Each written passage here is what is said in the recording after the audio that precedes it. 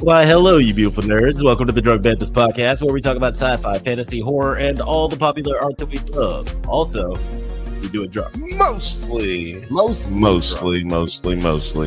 encouraged, but never mandatory. I am your host, Jedi Master Grayson. I'm out here, as always, with your favorite cousin, Bill. How you doing? I'm doing great, man. I'm doing great. How are you doing? Wonderful. So excited to talk about all this nerd shit tonight. We are talking Sinners. We are talking comic books. We are talking Righteous Gemstones. We're talking Daredevil Born Again. We're talking The Last of Us Season 2. And as always, we're talking shit. And as always, it's much better to shit talk with your friends. Always better to shit talk with your friends. He is practically family, but y'all just hate him because he's light-skinned. What is up, Gideon? How's it going? Good to be back. Good to have you back, man. Good to have you back, man. How's the fam? Thank you. Fantastic. Legally a little bit bigger, but I mean, she's my niece. For those who don't know, my niece was legally adopted last week, which is why I wasn't here. She's been with us for 3 years, and it's just really cool to. It's just awesome. She's awesome. Always cool in introducing a new member of the family. Well, actually, it's not always cool. Sometimes it sucks, but I'm glad that it's cool for you. Right? Yeah. Might be a little awkward if it's like, oh, man, I got a new niece. She sucks. She's such an asshole. Yeah. And he is a philosopher of the barbershop variety. What is going on at 9? Oh, can't hear your mic. And also, Jeff, you might want to check your mic. Make sure it's... What's up, my little sinners? What's happening? You don't be knowing what I do in my private times.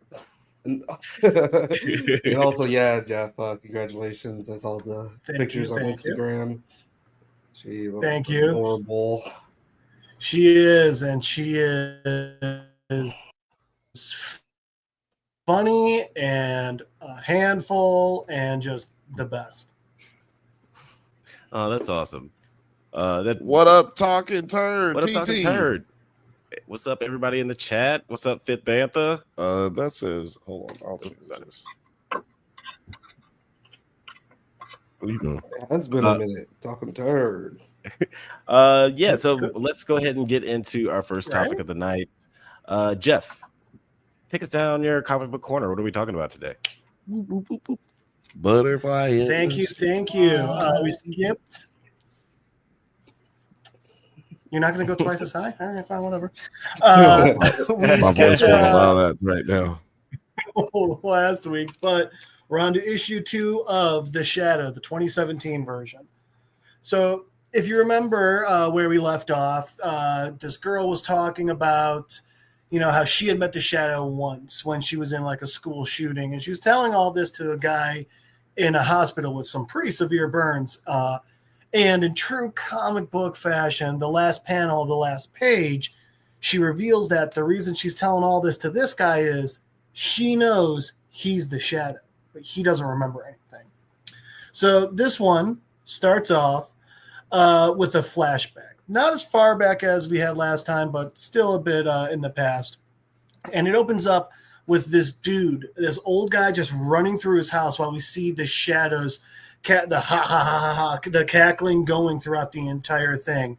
And in that really cool design, too, where it's got the different, font with the red outlining the black, just really cool. And the guy's just running away, and he already knows, like, it's the Shadow, it's him, get him. And his bodyguard's like, what? And he's like, don't wait, shoot the guy. And they start shooting, but then after unloading machine guns, they just like stare at the guns and then look down because the Shadow's standing there completely fine. Not a single bullet has touched him. So after they shoot at him, the old dude running away, and then we get a glimpse of the Shadow. And I'm going to apologize now because a lot of these screenshots that I used are almost full pages because I just love the action so much. So we see then the Shadow just going through people. He's appearing at the top of these stairs, and the guys that were shooting at him are just laying bloody at the bottom.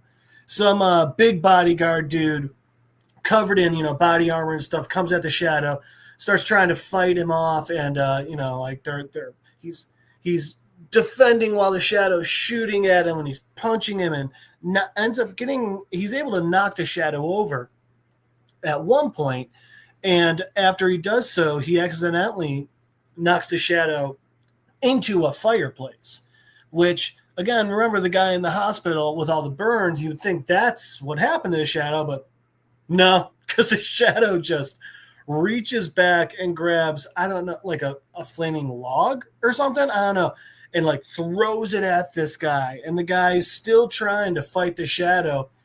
But then we get a cool scene where the shadow, like, I forgot what he was doing at first. He literally just looks at the guy and just goes, sit, wait. Because remember, like, the shadow's able to immediately mesmerize or hypnotize people just by looking them in the eyes. And again, a command of sit and wait doesn't seem that effective against an enemy until you remember that in their fight, they've set the room on fire. So now not only has the shadow hypnotized this guy and left him there, but now the guy has to just sit there and wait to burn alive, which is, it's very shadow, I'd say. So anyway, after that, the shadow, we cut to the roof, and we got the old guy running out there, and he's like trying to run from the shadow, and he's saying like, you can't do this. You gotta leave me alone. And the shadow's just walking up, doesn't care.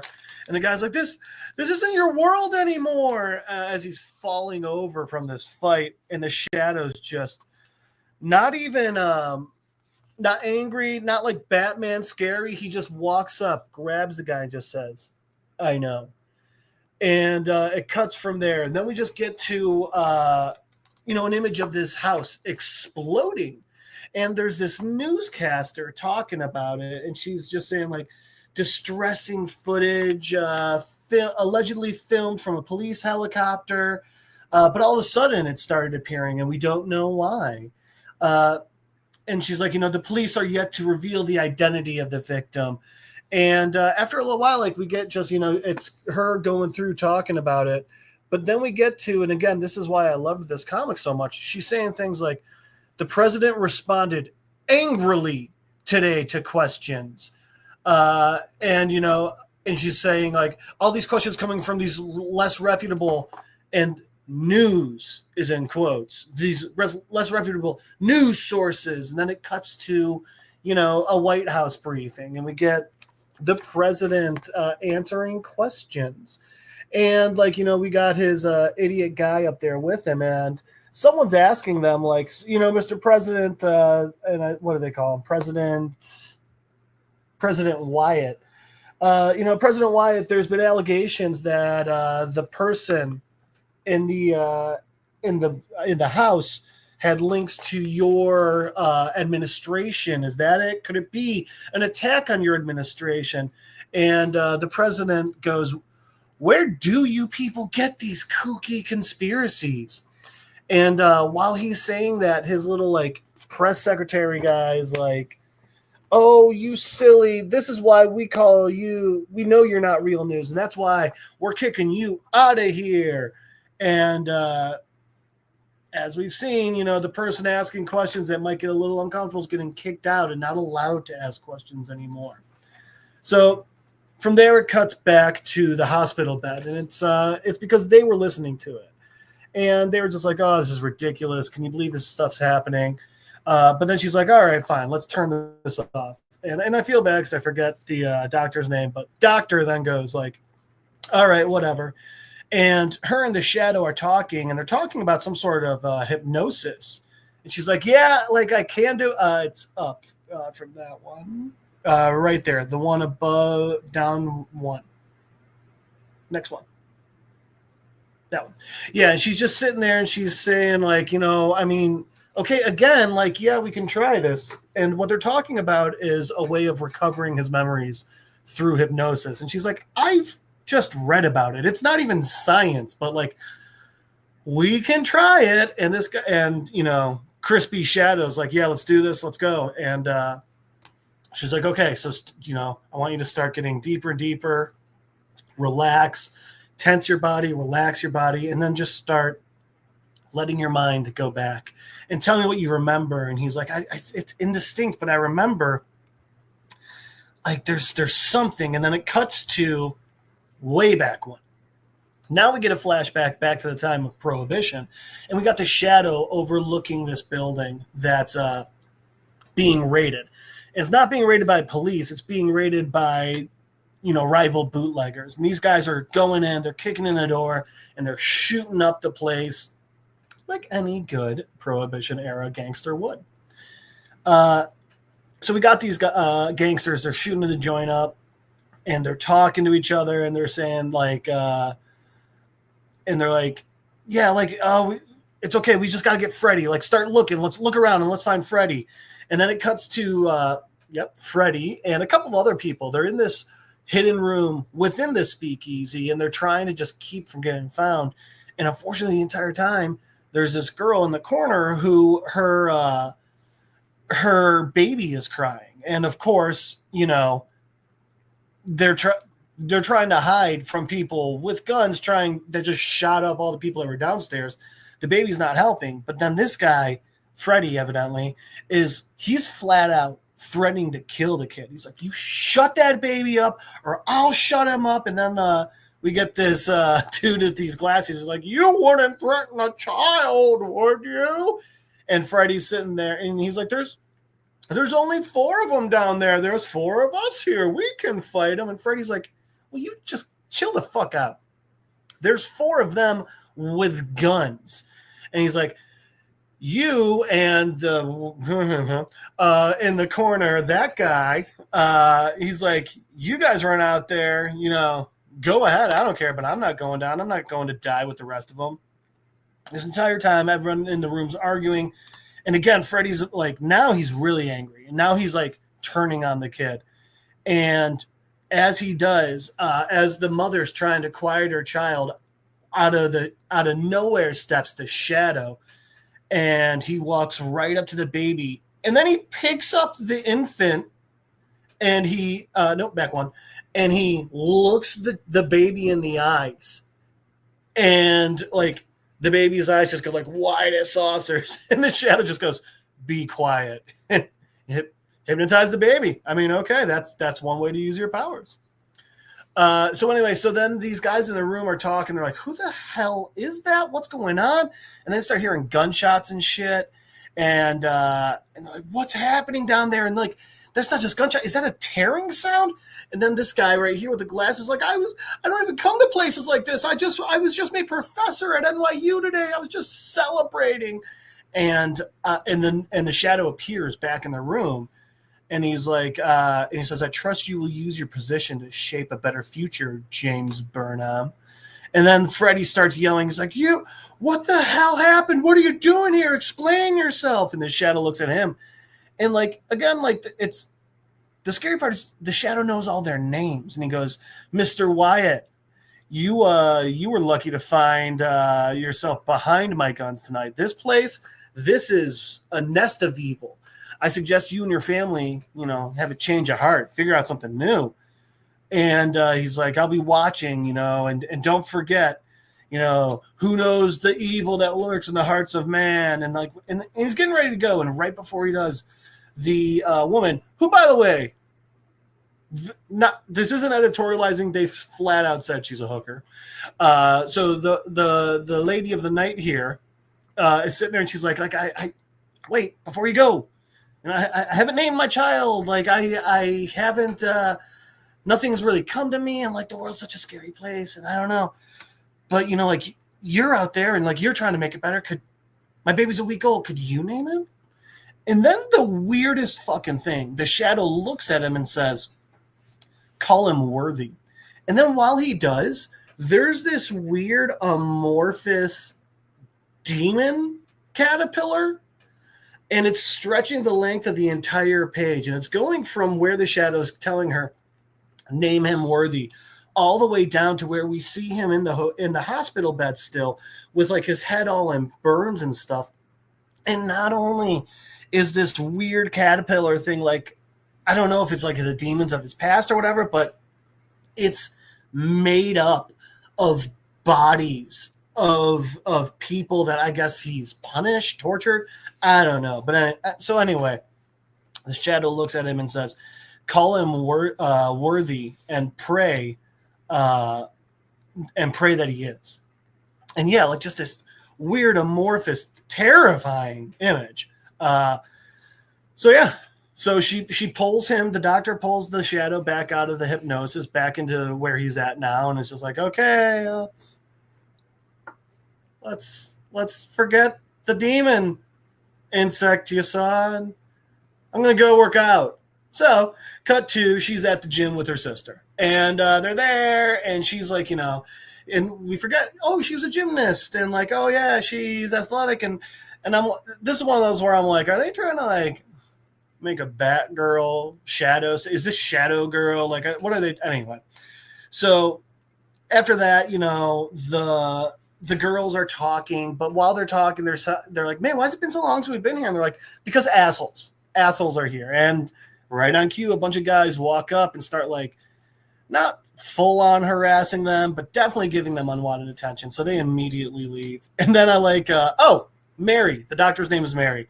And I like, she goes, she says, Mary's first law, scale of unexpected assholes is inversely proportional to how decent a day has gone so far. And I gotta say, I'm a fan of Mary's law.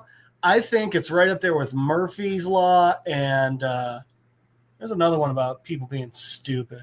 I say we adopt Mary's law, common nomenclature, let's get it in the zeitgeist. But anyway, so her sister's like, oh yeah. Really good timing on that. So her sister's sitting there and she's like, I want a decent day. I wouldn't expect you to be having a decent day, what with the release and all. And Mary's like, release? And she's like, yeah, our school shooter, the one who went insane, is getting released. And like, it's like, oh shit. And she's like, oh, I know. You're all obsessed with him. And she's like, the shooter, she's like, no. The guy in the new, and she's like, what? And her sister goes, I saw the footage too. Red scarf, black hat. You wouldn't stop talking about him for like a year after it happened. And she goes, oh, also, it's not just you. And she shows her phone, and on her phone, there's this website called heknows.com. And it turns out lots of other people that saw that footage, they think it's the shadow as well. And they think the shadow's back as well. So, Mary's scrolling through and she sees it. And there's just lists of just weird posts. And it's like cleaning up the streets. And we got a couple of guys talking very mine art hockey pad style, like literally looking for where to get, like, how do I get like the coat and the bandana and the hat? And someone's like, oh, you can get it all here. And literally just links to an army surplus store. And then, like, someone else is like, is he dead? And then they're all like, oh, you fucking idiot. You really thought there was only one? And then someone else is like, fuck you, shit poster. And then, like, so it's the internet. And even in comic books, people on the internet are the fucking worst. Yeah. Anyway, back to the girls. So, they keep talking. And Mary's like, fuck, they're looking for him. I gotta go. And her sister's like, what do you mean go? And she's like, I can't talk about it. I just got to run right now. And she's like, but can you figure out who put that site up? Like, do your, and what does she call? I love it. She goes, use your hack foo. And her sister's like, that's not a thing. But yeah, I'll absolutely hack into this and figure out who started the site. And she's like, oh, okay, thanks, bye. And she runs off. And so Mary gets back to the hospital. And as she does, she's walking in. And she notices someone in the room with the shadow, just like, you can zoom in as far as you want. I tried the same. I was this close to buying a goddamn magnifying glass and holding up to the page. It's one of those, it's not real script. So anyway, the lady's like whispering, and I told you, she's whispering, and Mary's like, what are you doing? Who are you? And the lady runs out, and Mary's like, wait, I know you. And she's like, wait, don't I know you? And then she goes, you're that reporter. You were the one who was kicked out of the press briefing. And the woman just pushes by and runs off. And Mary goes in the room. She's like, what was that? And in the Shadow's hand is a file. And in that file is a newspaper clipping. And in that clipping, it's saying, the Shadow returns, and the victim's name was released. And the victim was the millionaire William Worthy Delaney. And then the last panel cuts to Mary reading Worthy while the Shadow remembers naming the baby Worthy Delaney. And that's the end of issue 2. That was freaking awesome. Also, something I did not realize, not even like when I was reading for this, when I was going through it just now, the president's name is Wyatt. The owner of the speakeasy's name was Wyatt. Oh, shit. Oh, damn. That's pretty rad. Yeah. This comic, I'm liking it so far, man. Like the comic, the art style, the way that the information is getting leaked out. I'm really digging it. I wish the Shadow movie was anywhere near as good as this. Well, I mean, it's got to be pretty good, right? I wonder where people could go to find out. I'll tell you one thing: you can definitely find out if it holds up, good or not. Good or nay. We have new episodes of Does It Hold Up come out every other Wednesday at 4:20, and our new episode this Wednesday is Does It Hold Up first. Marvel Star Wars fanatic. What's good, dog? What's up, Marvel Star Wars fanatic? What's up, Film Age? What's up? What's up, Film Age? What's up, Fifth Bantha? Othelius. This Wednesday we are going to be talking about 2 Punisher movies. That's right. We're talking about the Punisher 1989 Dolph Lundgren classic. Hold on, this one is a dope one. Jedediah. Jedediah. I like that. Jedediah Leland. What's up, though? What's up?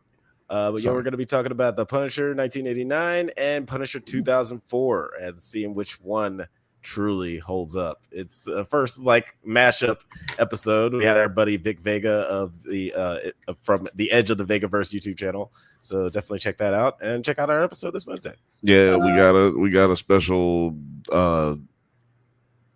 Does It Hold Up Star Wars Day edition coming up too, so true. Look out for that too, y'all. Isn't that May the 9th? Isn't that some holiday? Alex is trying to act like he didn't try to start this holiday. I tried really hard, and I just lost steam. That's not really hard. You need to just describe my life trajectory. I wasn't on that whole Does It Hold Up, but I will say, when it comes to the Punisher movies, for me, Lundgren, love it. Not sure if it holds up. Thomas Jane, love it. Does hold up. Warzone, why did anyone make it? I've heard people defend Warzone. I've heard people say that one's really good, but I haven't seen it yet. I mean, heroin is a drug. That is. Yeah, I was gonna say. Haven't heard anybody say that. Works really well. so I've been told. But guys, let us know what you thought of Just Comic Book Corner this week. That snuck up on me. We might as well go and move into our next topic of the night because we got a lot of shit to talk about. That's right. We're talking about the new Ryan Coogler thriller. Ryan Coogler. It's Coogler, like Base or Voz, you know. We're talking about Sinner. That's right. The new film from Ryan Coogler, his first time really outside of Black Panther. He usually has a lot more grounded films. He never really dips his toe into sci-fi and fantasy and stuff, but this was an interesting one. Before we get into the nitty and the gritty, never dips his toe. I'd say hasn't. Yeah, hasn't. Yeah, he's only a sixth film. If you think about it, Ryan Coogler is a corporate director, regardless of how righteous or revolutionary you may find him to be. However, Hotep you may find him to be, that nigga is a corporate movie nigga. Like he makes big movies. He's made nothing but That's one of the best movies ever made. Yeah, I mean, it's like Fruitville Station was like pretty much the only small movie he's made, and then Hollywood was like, "Come here, Go make some money. He's been making Hollywood corporate studio movies, and this is the first time he's done anything for himself. Yeah, again, it's the first time since like his box office is fucking incredible. Yeah, dude makes good movies, and people like to go see them for sure. Yeah, he makes word of mouth movies. For sure, he makes like movies that may have like a cultural impact, even with like Creed being like a Rocky Legacy movie. Those are hugely important. I needed something vampire-y, so we're going with The Strain. The Strain. Ooh, I watched that on FX. Ooh, I didn't watch that show. It kind of escaped me. That was my blind spot. Definitely watch season 1. Season 1. I'd have to rewatch season 2. I don't know if I ever got into it. I actually don't remember anything else. Marvel Star Wars fanatics, thank you very much for asking. These ones are DVDs. Those ones are Blu-rays, comic books. Books. Jeff, since we got the spotlight on you, what were your initial thoughts on this film? So, I'm just joking. We're not letting the white person go first. We're 9. What did you think? What did you think of Sinners? Dude, it was so intense. You didn't see that coming? I'm sorry, that was me. Yeah, it was pretty goddamn intense. No, I loved it.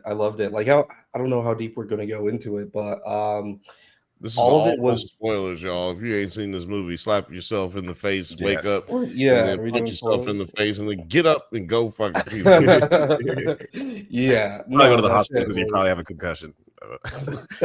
It was so much fun, and it was not at all what I was expecting. I saw like screenshots and everything, but I never saw the trailers, so I knew that it was a vampire movie, but I didn't know that it was going to be deep like that. So deep and like such good world building that I almost left a little bit like I can't even say if it was like disappointment or if it's even a nitpick, if I wanted more of it. But yeah, go and see this movie in theaters, the biggest theater you can see it in. Take a little something so that sound vibrates through you, because there's these parts, there's these musical scenes. There's these musical take a little something that I need to take a little just take a little something, you know what I'm saying? And I'll take a lot of it if I need to. And that there's these scenes. Nigga, no. That's a new one. Musical scenes in it where you're like, goddamn, everyone in the movie theater is like floating around and shit. Like, it was transcendental at parts. I swear to God, it was dope. I wonder if we're gonna get shit for this nigga. Shit. Only if I say it. Okay, yeah. Okay. Well, that makes more sense. Great segue, Jeff. I'm not going to interrupt you this time. What were your initial thoughts on this? Do not interrupt him this time. Whoops. Sure. It seemed like that was on purpose. That was not on purpose. No hilarious. So I have an issue with movies with trailers. Trailers show too much, and it drives me on my goddamn mind. Hashtag kill trailers. Fucking do it, man. The first trailer to this movie showed nothing about vampires. Yeah, and I wanted to see it then. Yeah, first trailer was one I saw. Yeah. You're right. Now, every single trailer after that, 100% vampires. I wish they hadn't done that. I think it would have been so much cooler to go into this just being like, oh, black people make things and white people ruin them. The violence, the movie. I would have enjoyed that. And then throw in the surprise. Oh, that would have been awesome. But I was still blown away. I told my friend, I just saw it today. I told my friend a couple of things. One, I'm going to see this in theaters again. Two, like Nine said, you need to see this in theaters. This is that type of movie. This is like Dune. If you don't see it in theaters, you are missing out. And then three, I said, this is one of my favorite movies of the year. It is top 3, no questions asked. Honestly, it's a question. It's right now, it's 1 or 2. I need to go back and rewatch The Companion and then rewatch Sinners to determine which one's where. And I'll say this. Watch The Companion too. Yeah. It's a great movie. But I'll say this. The Companion is fine if you see it at home and not in theaters. So, yeah. So that's fair. That's fair. So I'm thinking for that reason alone, Sinners is going to win. But there's not enough good things I can say about this movie. I'm so blown away. What about you, Bill? Initial thoughts on Sinners? My initial thoughts on Sinners was best movie of the year so far. Best movie within the last calendar year.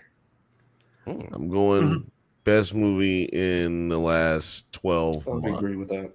Okay, 100%. Maybe the best movie in the last 18 months, to be honest with you. I don't know because I don't know where we can find a better movie in the last 10 years. Better. As far as theater experiences go, I mean, yeah, like you said, it's up there with Dune.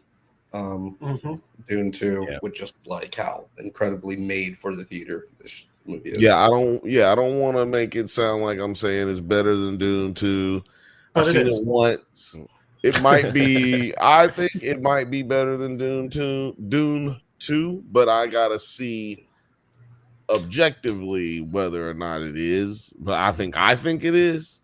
Personally, for me, is better. But I'm interested to see what see it again. I'm going to go see it again in 40X. Saw it in like regular. So I saw it in the Ice Immersive Theater with this guy, and that's pretty cool. That was pretty cool. Only seen Barbie in there other than this movie, and now I'm going to go see it in 40X because fuck them. That's why. Yeah, I definitely think it's the best movie. It might be the best movie of this year, and then like I said, it's been the best movie of the last 10 years, or there is no movie better than it than the last 10 years. Yeah, I definitely agree. It's the best movie I've seen this year. I like Companion, but I do think this is a stronger film. It doesn't have as many like little things I nitpick against. And it is like the best movie probably in like the last 12 months because Dune came out in March. But I really enjoyed this one. It like you guys said, it's the best movie. I said there's no movie to come out better than it. Right.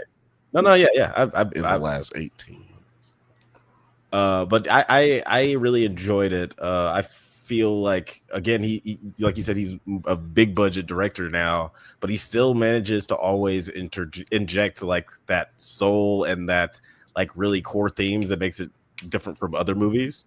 Like, obviously with Killmonger and Black Panther, people really gravitated toward that villain and like the themes in that movie.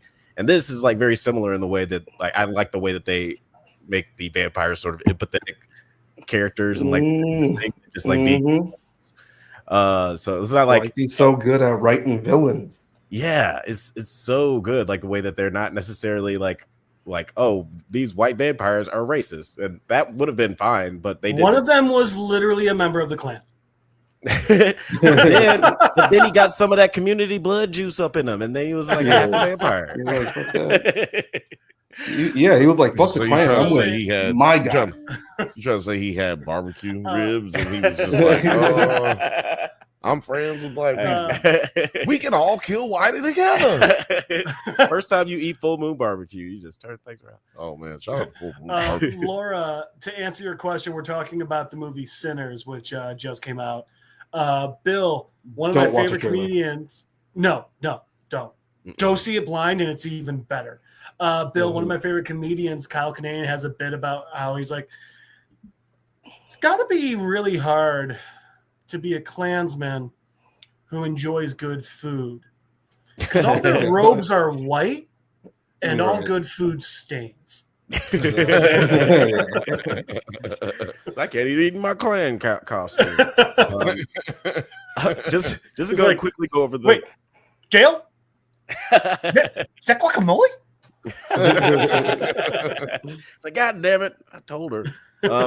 Shit, I did get guacamole. I told her I need to take this off before I start eating. Damn it! Now this is a goddamn shame when a grown man gets some goddamn guacamole on his plan.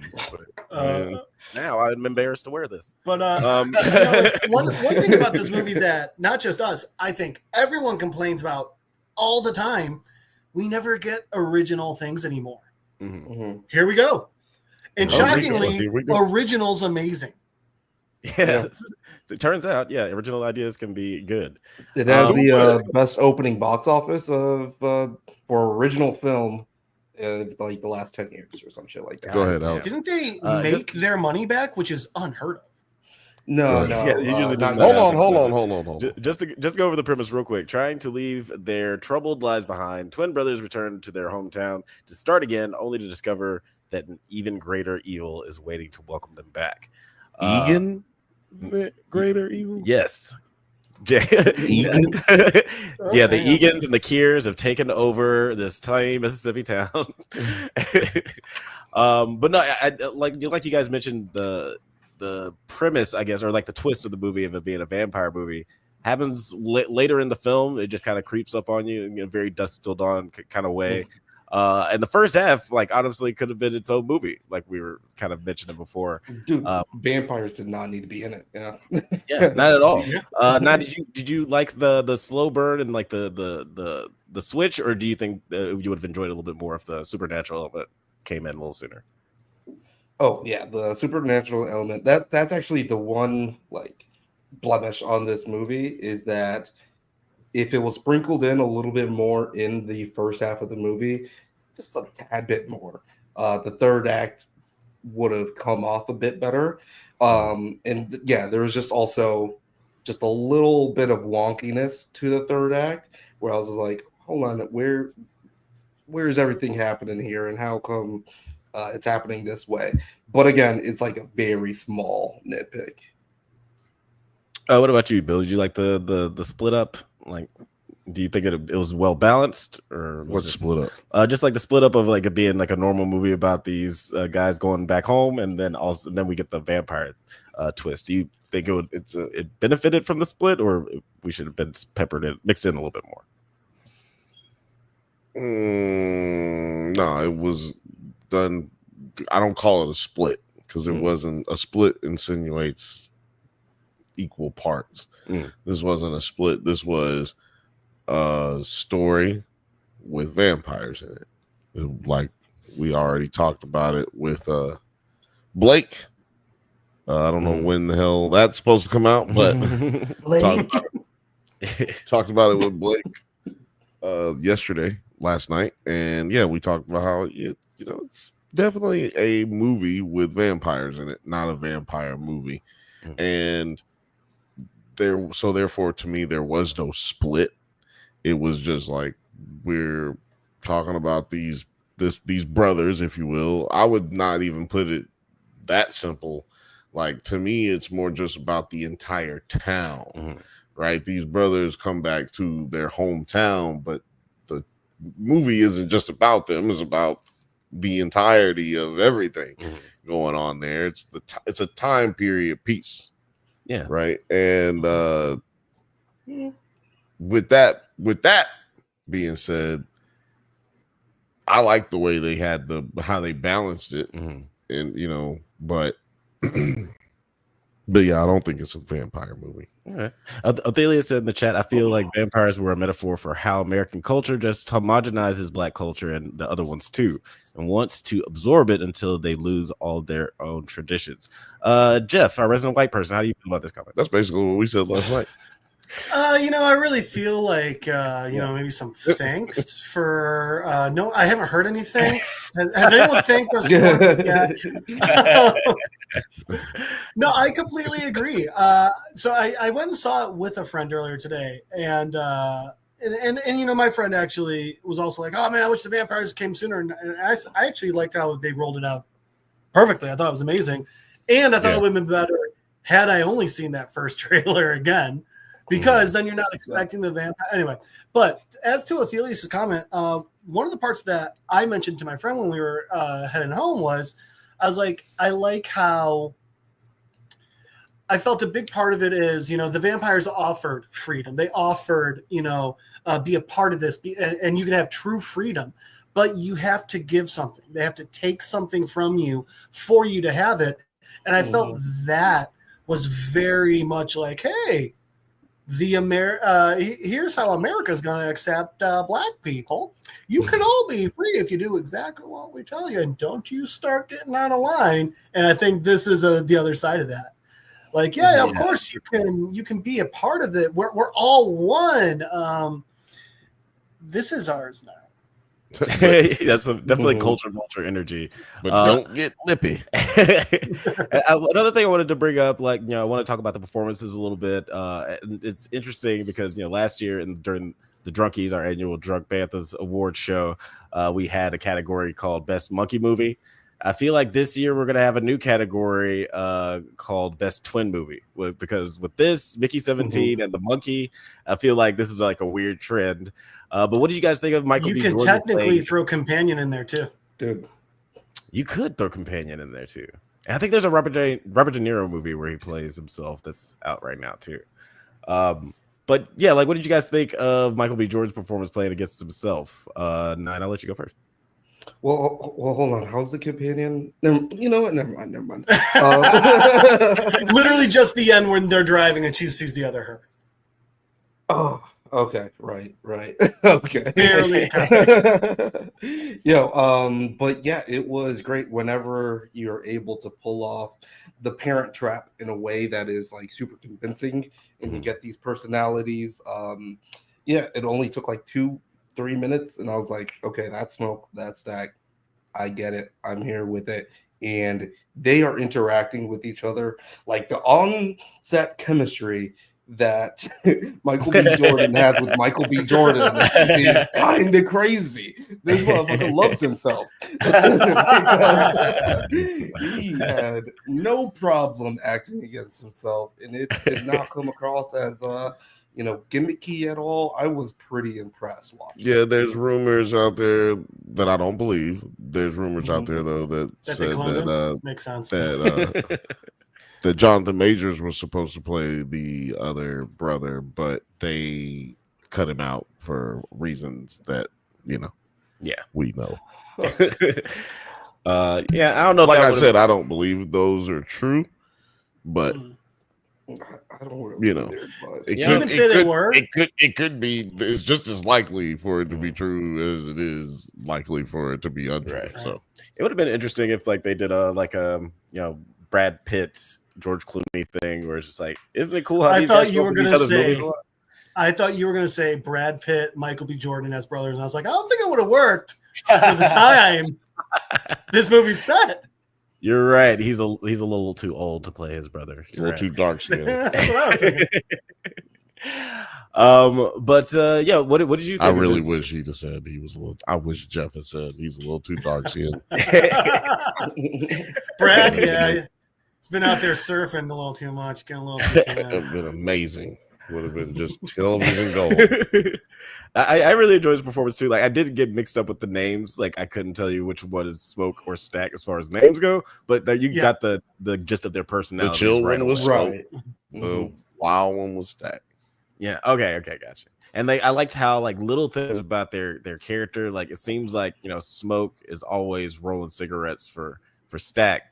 And then at the end, it might just be the way around. Right. Exactly. That's what I said.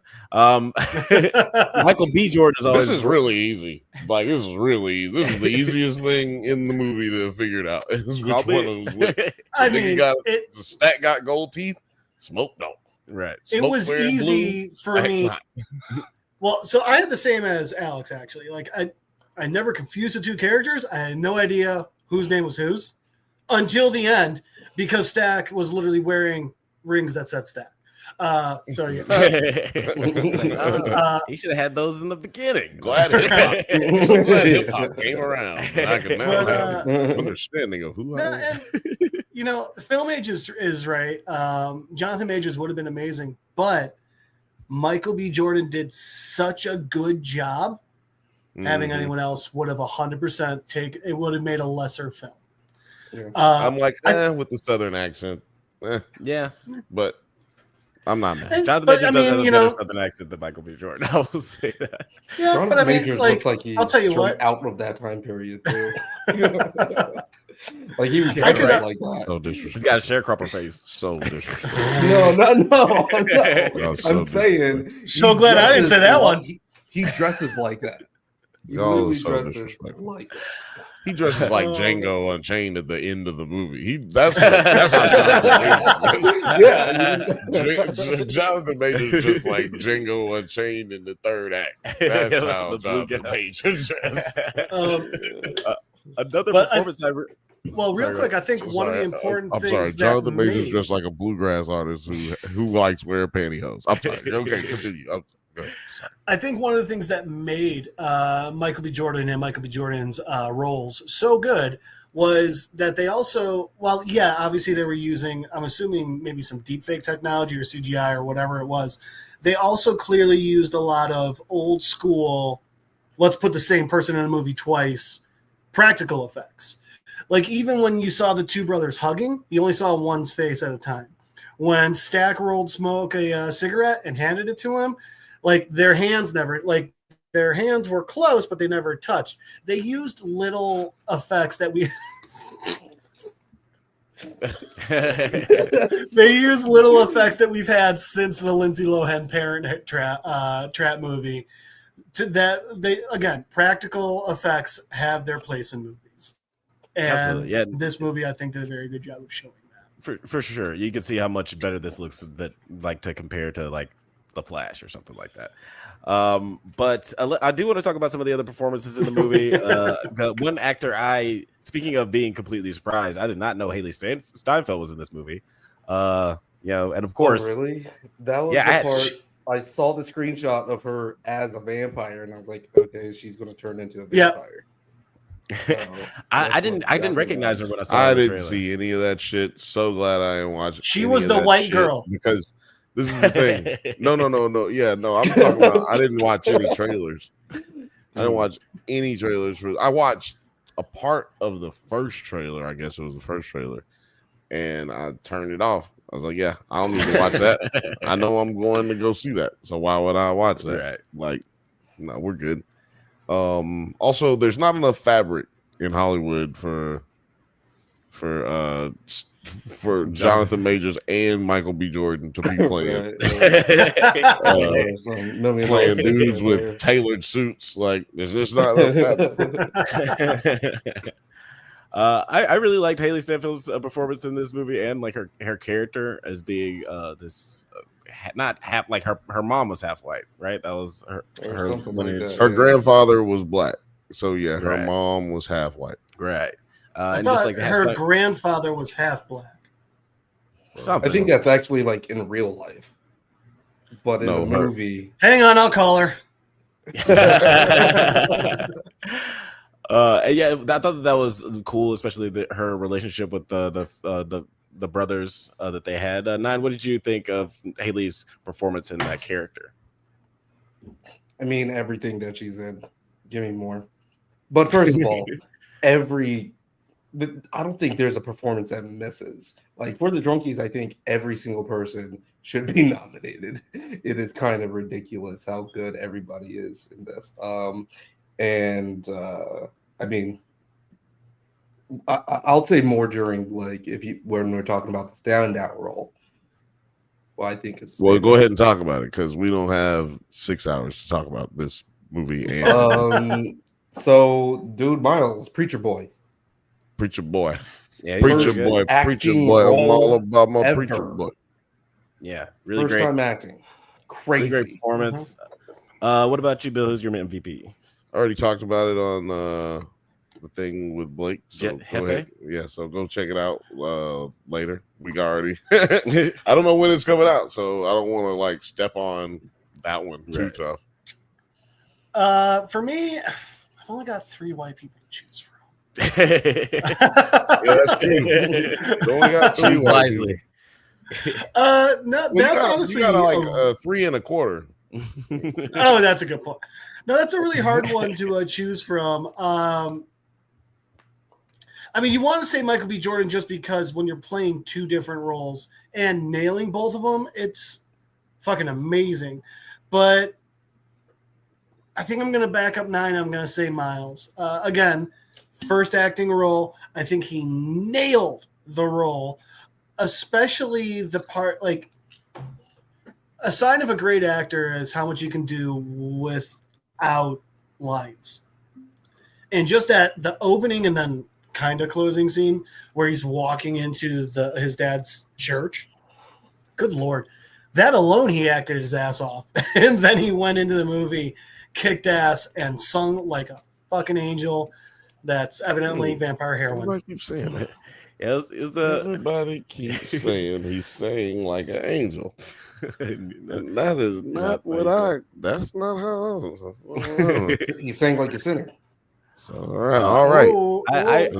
Sorry, fallen angel. Better. The sin was the singing. Delroy Lindo was definitely my standout. I really liked his performance, and his character was so hilarious. Like, I thought he just brought a lot of pain and a comedy to the whole movie. Just Delta Slim. Great addition.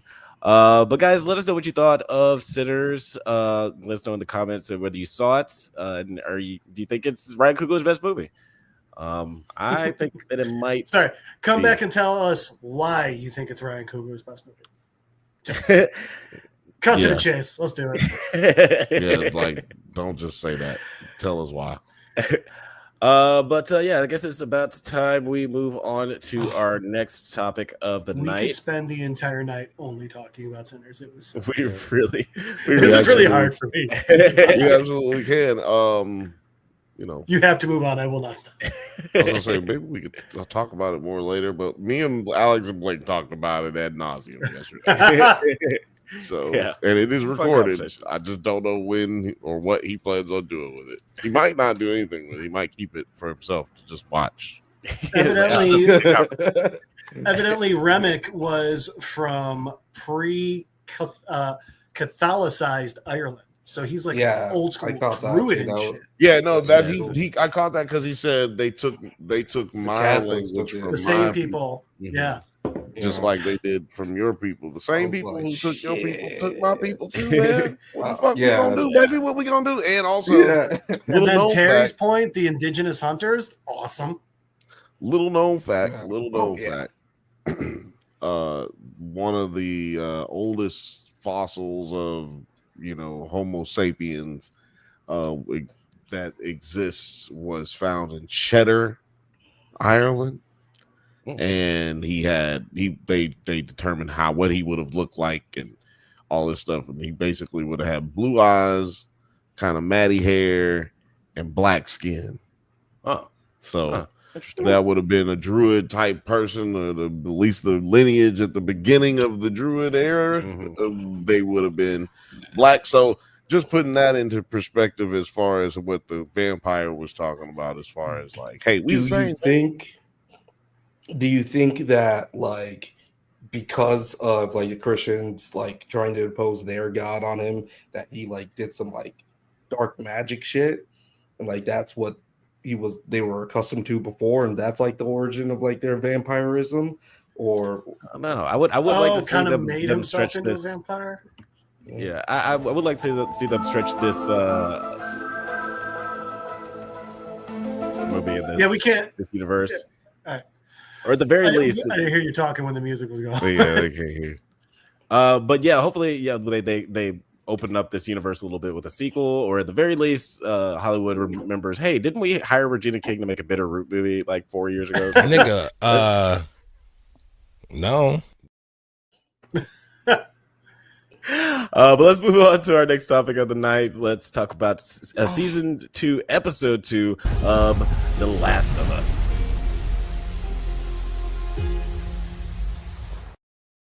Woo! Oh yeah, this Make was, it hot. this was a wild one. Yeah, man. Let me tell you something. I totally thought, like, I anticipated us having a conversation about Daredevil first, right? Like, because Daredevil season finale lit, right? Hot. Everything It was was hot. this week. Hot off the presses. Motherfuckers was like, "Ooh, shit, nigga, the best that I ever, best episode, best ever seen."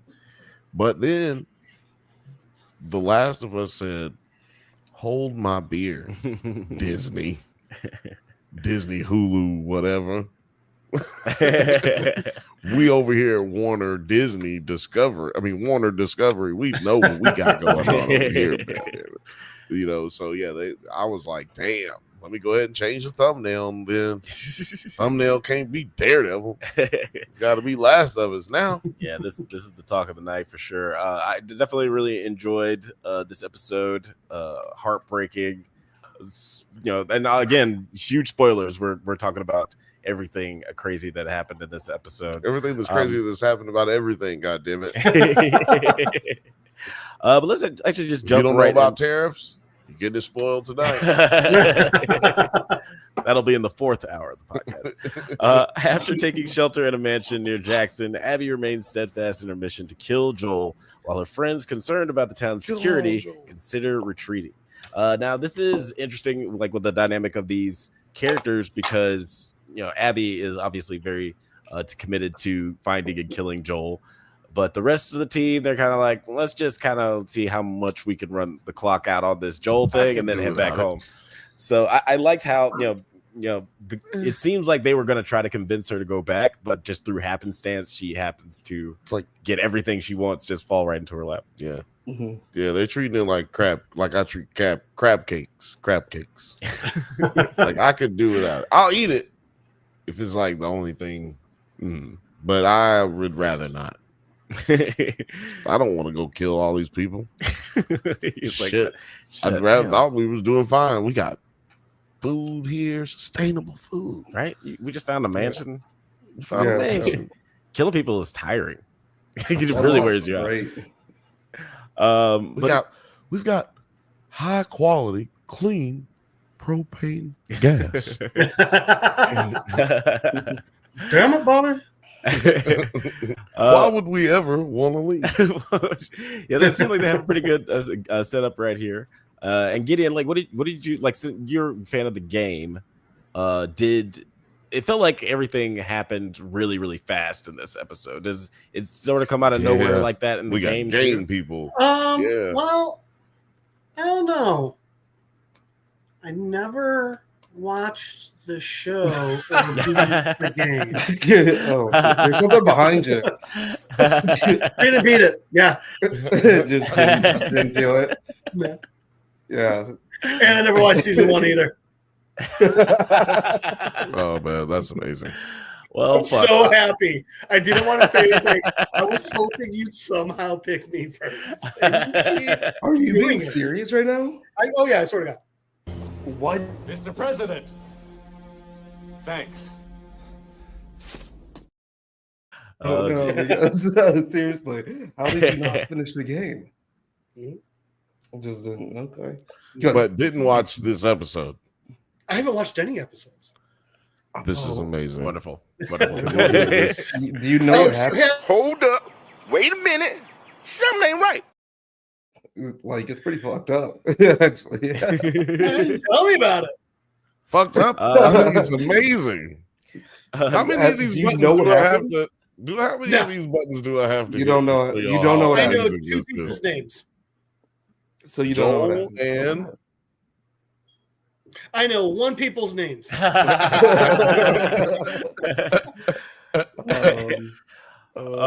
yeah, You didn't see that coming? Joe and Ellie. I know 2 names. see, Thank you, back in You the should box. be happier than anybody, Alex. You asked him how he felt about No, it. it's perfect. I love and it. he said, I didn't watch it. Dude, you have the world's weirdest and most useless superpower. It's very Yes. specific to ruining this podcast. It's almost like being able to build sandcastles out of snot. It's like that easy. But Abby, she does. While she's out looking for Joel, she ends up getting attacked by a large horde of infected, hiding under the snow. She escapes and is saved by Joel on patrol with Dina. The horde make their way to Jackson, leading to a battle where the town suffers heavy damage and casualties, while Joel has to deal with Abby. Oh, baby, I'm looking for Joel. Bill, what did you think of this horribly horrific scene? I'm actually just gonna play So a we're just clip. jumping straight to the end of the, Hey, we're just trying to move through. Like, we're not even exhausted. Well, I just want to talk about this scene, and then we'll talk about the horde action scene in a minute. But I just want to play this clip of possibly the most heartbreaking moment of the episode.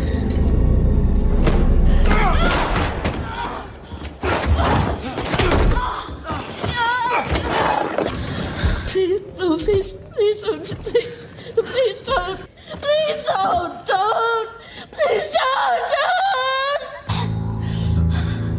I'm gonna kill you. I'm gonna kill you. I obviously chopped it up a little bit there for violence reasons. Kirsty's was taken out too. Spoil Little the Kirsty's. show for me. Exactly like the game, too. The fifth Bantha says this was the episode I dreaded, and I love the juxtaposition. Othelia says this was the episode I was waiting for. Justice for Marlene. I know Othelia's is happy as hell, man. But yeah, this has been something that I have been waiting for a little bit, because I actually did play the first game recently and try to stay away from spoilers from the second game, but it became impossible. But I was able to not know exactly how it happened, and it was devastating when it did happen. There's so many different elements that they added in that were tear jerkers. So when it does happen, I'm afraid of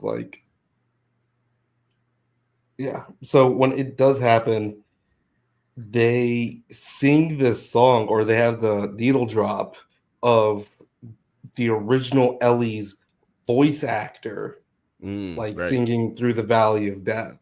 And the original Ellie's voice actor, Ashley Johnson, actually played Ellie's mom in the season one finale. Yeah, I was shook, brother. That was good television right there. Yeah, man.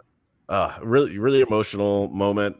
But I really enjoyed it, and it's because it was cool because this whole season, I say this whole season, this is the second fucking episode, but but they've been building up to the fact that there's a reckoning coming for Joel, and he at least either emotionally or physically is gonna have to pay for what he did to save Ellie.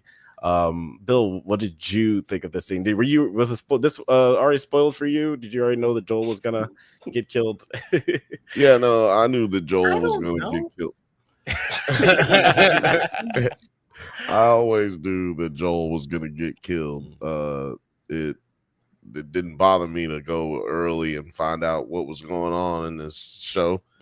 And I know it's a video game, so they're not gonna do it too long. So might as well just go cheat. They're not gonna do the game too long. They got they got to go off to some other shit because it's TV.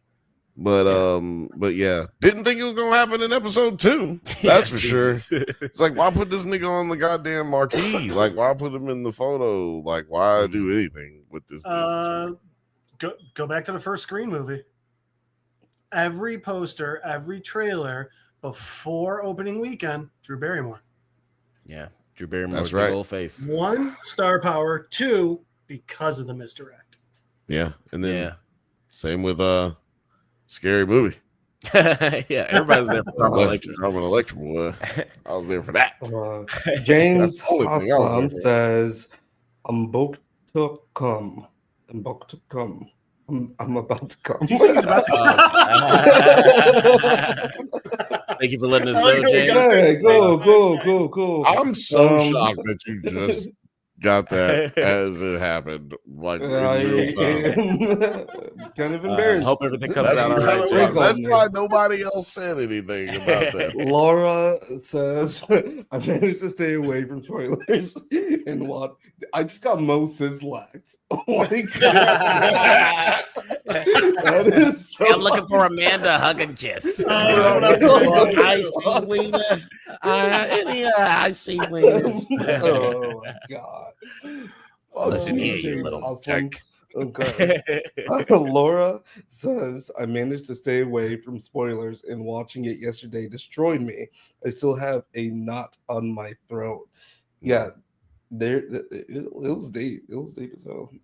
And then Adelia says, for marketing, it's like Chris Brown and Stomp the Yard. Yeah. It's a great comp. And I'm sure we're still going to get a lot of flashbacks of Joel throughout this season because, there's still a lot of that happened in between season 1 and season 2. I just feel like you shouldn't pay a man that much. And they if he's spent not that going. much money. Yeah, with how much money they spent on Pascal. Yeah, you're seeing him again. Yeah, exactly, right? It's like he didn't have to do Fantastic Four that much. There will be flashbacks for sure. Yeah, I don't know, man. He's done, right? It's over. I mean, he's Pascal, definitely dead. Pascal don't want to do no work no more. He doesn't. He's like, man, I don't know. It's TV shit. It's TV shit is like It's for the birds. it's for the bites. That's like the stuff I used to do when I was broke. I don't live in Los Feliz no more. I live in goddamn. I live in fucking Beverly Hills, man. It's fucking crazy. Like in Terminator 2, when they broke down how much Schwarzenegger made and how many lines he had, it turns out he ended up making $21,428 per word. Goddamn. Because he had so few lines. Yeah. That's what somebody made in the movie. That's the yearly amount that somebody Yes. Right? And by the way, that changed their life. Yeah, right. Exactly. Phil Major said in the chat, all I know is that if season 2 is the second game, so it stands to reason season 3 may be an original production. I hope they learn from the Game of Thrones. Yeah, we've seen what happens when people run out of source material to mine from. They didn't learn clearly because they wouldn't be doing it. Yeah, well, unless there's a third game coming out that y'all don't know about. That'd be crazy if they announced a third game in the season finale. They are going to do a third game. Oh, okay. Well, what if it comes out before the You third just season? spoiled their season finale. Joel just looks to the camera and is like, Last of Us Part 3 coming out summer of 2026. But let's talk about that big battle scene that's happening at the same time as Joel is just getting obliterated. We see all the infected enter Jackson, and it looks pretty rough there. It's very Two Towers meets Game of Thrones. Ice Walkers as far as the visuals go. 9, this and I think Thelia said something about this in the chat. This is a wholly original moment. This attack on the base wasn't in the game, right? From what I understand, again, I haven't played the second game. I did after watching this scene, figuring it out. I did watch a comparison. Shout out, heavy spoilers. And yeah, this whole sequence is just added in there. And I kind of wonder then, like, how does the game go? Cool. Because this was awesome. Yeah, I didn't get a chance to watch heavy spoilers today. Shout out to Paul. Yeah, I gotta check that out because he's an avid player of the game. He's played it like 20 times, and I think he's played both of them. That's a few more than I have. Just a few. It's 19 and a half more than you have. That reminds me of the anime Demon Slayer. My buddy and I were watching it. He reads the manga and I don't. And he was telling me one of the most outrageous, insane battles. It's like 4.5 episodes long. Was 2 pages in the manga.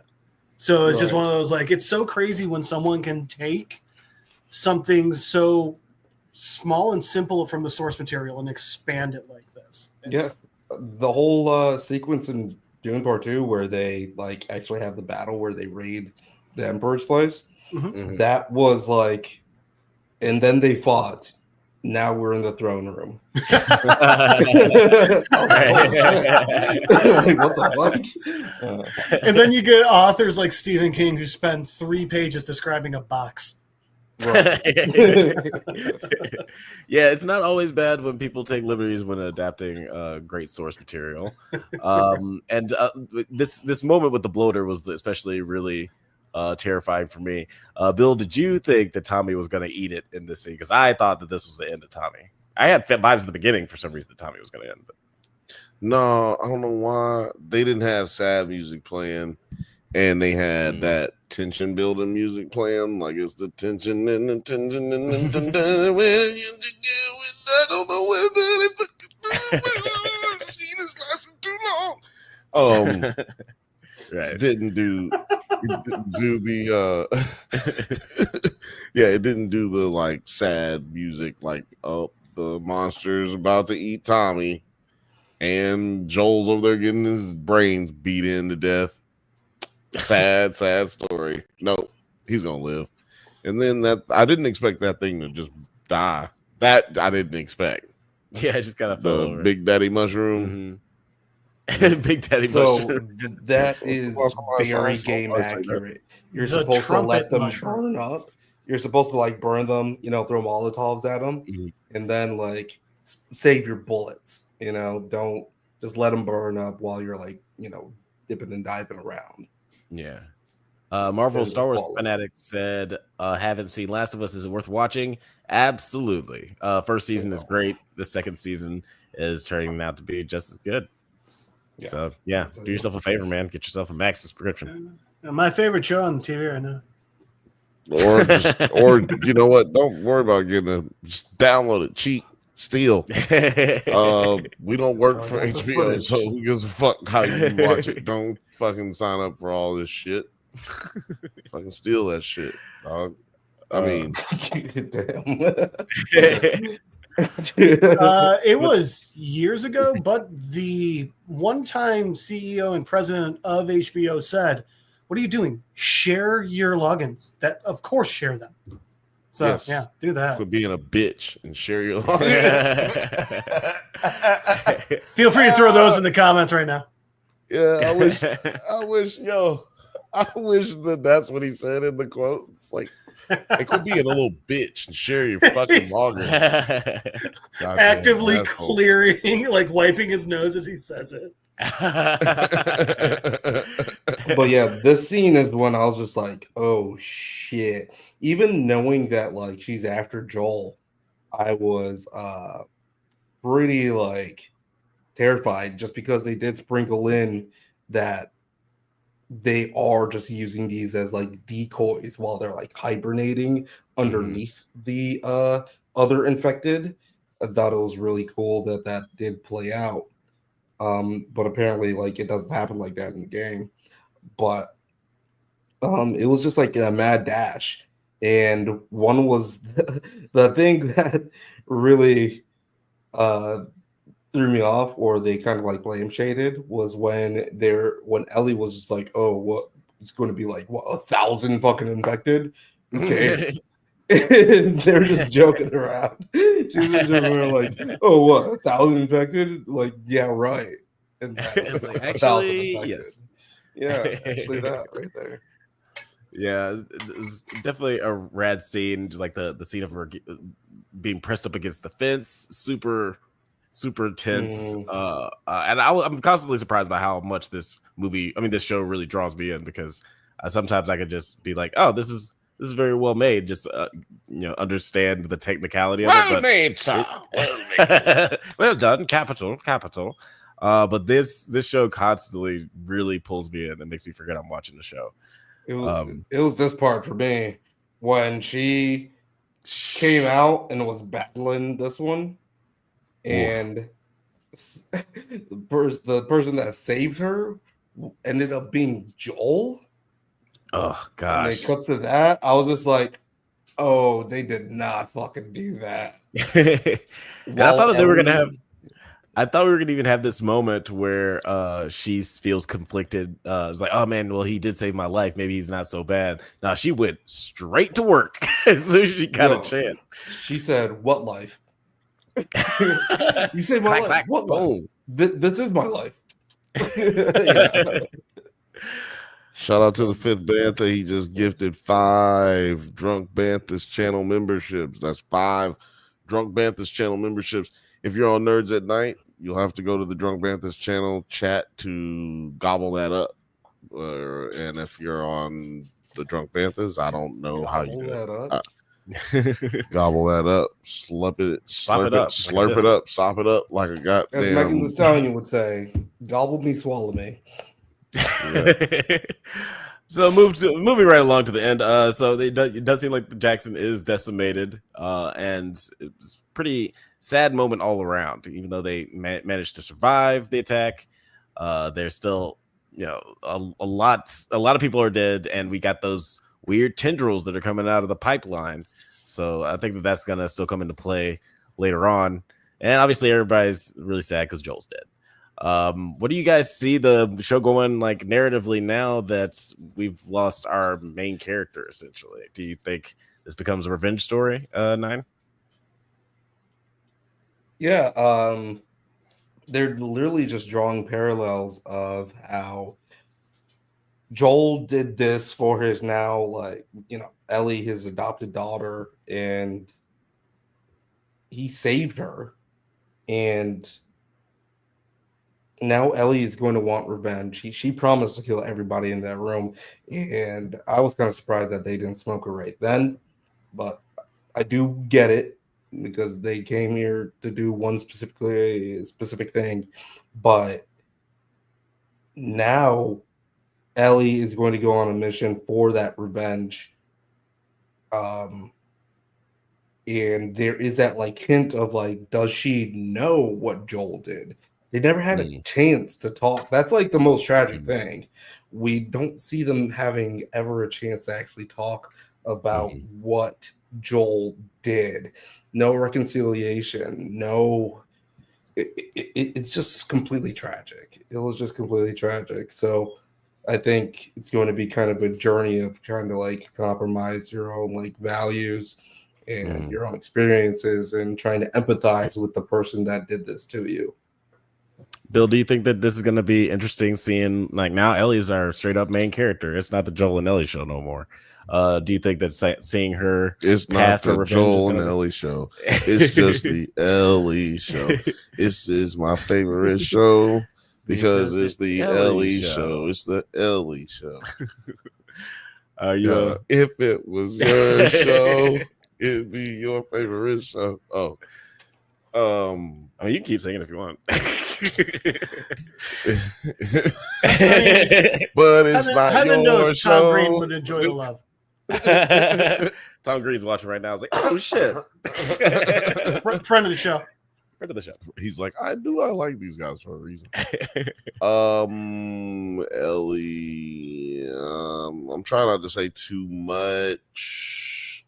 That's right, because you read ahead of the class. I did a little. A little bit. A lot of bit. A very lot. A bit. Check out Heavy Spoilers if you want to check out the whole thing. Last season he did an entire breakdown. So 2 years ago on there.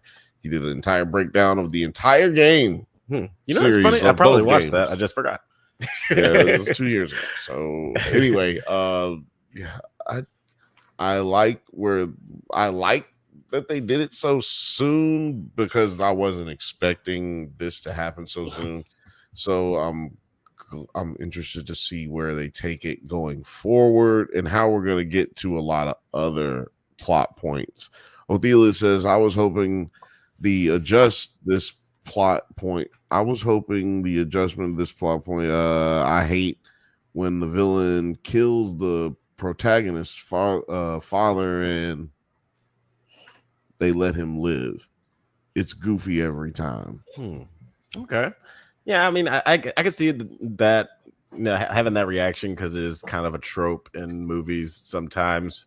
But this didn't bother me. I thought that there was Somebody help out Laura.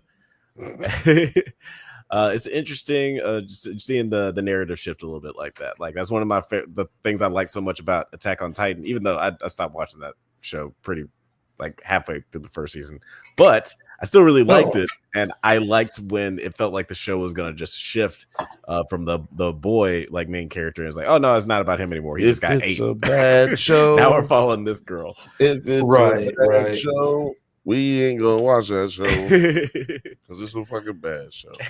I liked what I saw. I just, there's so much Fuck shit. that show. I don't need to cover this. I'm sorry. What, Attack on Titan? Yeah. Fuck that Attack show. on Titan's good. No, Dope. That show is crazy because like it's okay, and then you get about halfway through the first season and you're like, whoa, this is like one of the best fucking shows ever. It takes it's like a lot of anime take like 5 or 6 episodes before you're like, oh, this is why everyone's talking about it.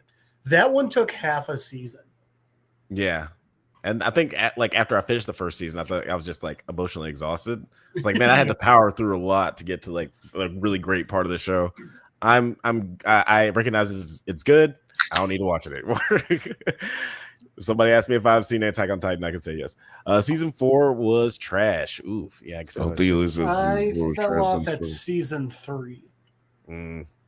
R.I.P. But I think the important thing is to stop with The Last of Us and give us a show based on the game Days Gone. Much superior zombie game. And everyone can agree. Marvel Star Wars fanatic says, what happened to 9? We locked him in a basement. He was upset about our upsetness about Attack on Titan. Yes. So we locked him in a basement, never to return. Yeah, I think that I'm not going to say that. I think he's in the same basement with Frank Castle right now. But if he's a friend of Frank, he might be busting out. That's what we call a teaser. We're moving on to our next topic of the night. If he's Frank, he's gonna be like possibly doing it. Take that message to your people.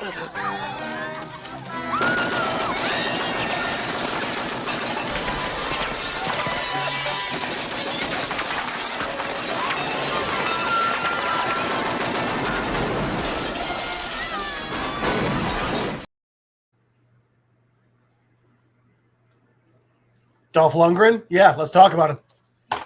That was a lot. The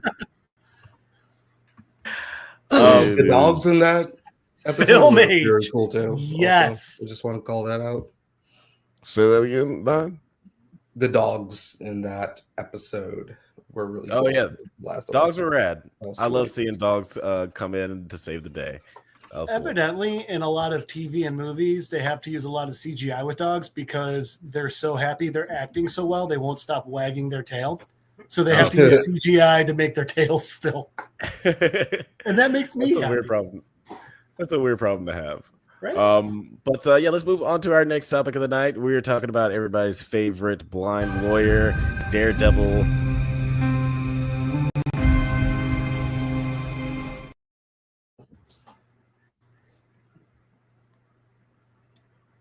Can't hear you. No? Now we got you. That's right. We're talking about Daredevil Born Again, Season 1, Episode 9, Straight to Hell, the finale of Season 1, Born Again. Wow, this has been a roller coaster ride. But ultimately, I think this is a strong season. Bill, what did you think of this finale? Initial thoughts? I'm sorry. I just read the comment. It says, sorry, it said 9. I read mine, and I just don't know why. That's fucking hilarious. Mine, nerd yards. Where's mine? Where's your what? Where's your question again? What was your question again? I Just wish those we thoughts could. on the finale. Jesus. My initial thoughts about this episode were it was cool, but it was a clear example of why we need like 1 hour of television with 10 episodes a season at least. Because this one, the pacing was bad in this season, in my opinion. This it was a good storyline, but Are we just going to show the entire episode fast forwarding through? Let me do this since you're doing all that. Sorry. Pacing. Yeah, no, you made a good point because I was like, let me back this up. You might want to change that since that's a BLOOD on there. Yeah, that's good. Black people. Ooh, no. Ain't nothing wrong with that. No. She's so much hotter. Yeah. Look at this dude. Fucking. Oh, sorry. Yeah, no. So yeah, I just felt like it could have been done a lot better with it being a little longer episode to episode, and also gotten 2 more episodes.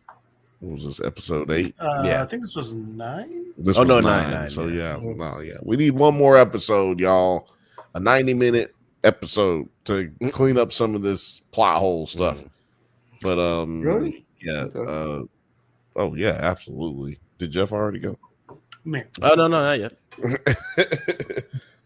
Jeff, what was your initial reaction? Loved it. There were a lot of things. So the things that I didn't like are the exact same that Bill said. We needed more, and literally just 1 more episode, and then make them all an hour length would have fixed it. But this episode specifically, I did enjoy it. I thought it was good. The things, and it got back to things that, again, I loved from the original Daredevil Netflix show and then the following Punisher show. And that is practical effects. Those insane fight scenes were almost all practical. We didn't get, like, the effects that we were getting were just, the blood splatters and things like that. And I don't mean, like where it's like him. I mean, where like we literally see a person's like face like blow out, things like that. Yeah. That was CGI? Just, I'm assuming it was. There's a comic I love called Johnny the Homicidal Maniac where a guy gets shot in the head and then like they cut to a little director's note and it's like, to achieve this shot, we took a mold of the actor's face. And then we filled it with reclaimed guts and blood from a slaughterhouse. And on the day of shooting, we wanted to make sure we really got it right. So for that look of surprise, we shot the actor in the fucking face.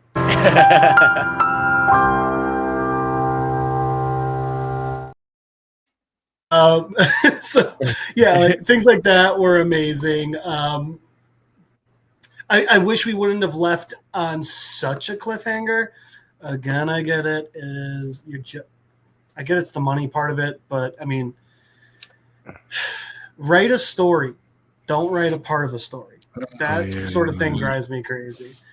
Yeah, but I mean, I felt like they wrote it in a way of like, we're coming back for us. If you need a season 2 at the end, I feel like you didn't do a season 1 enough. That's the Marvel way for sure. Exactly, and that was the thing. Like I knew it was going to happen. So, but yeah, I enjoyed it. I thought it was well done, well acted, well choreographed.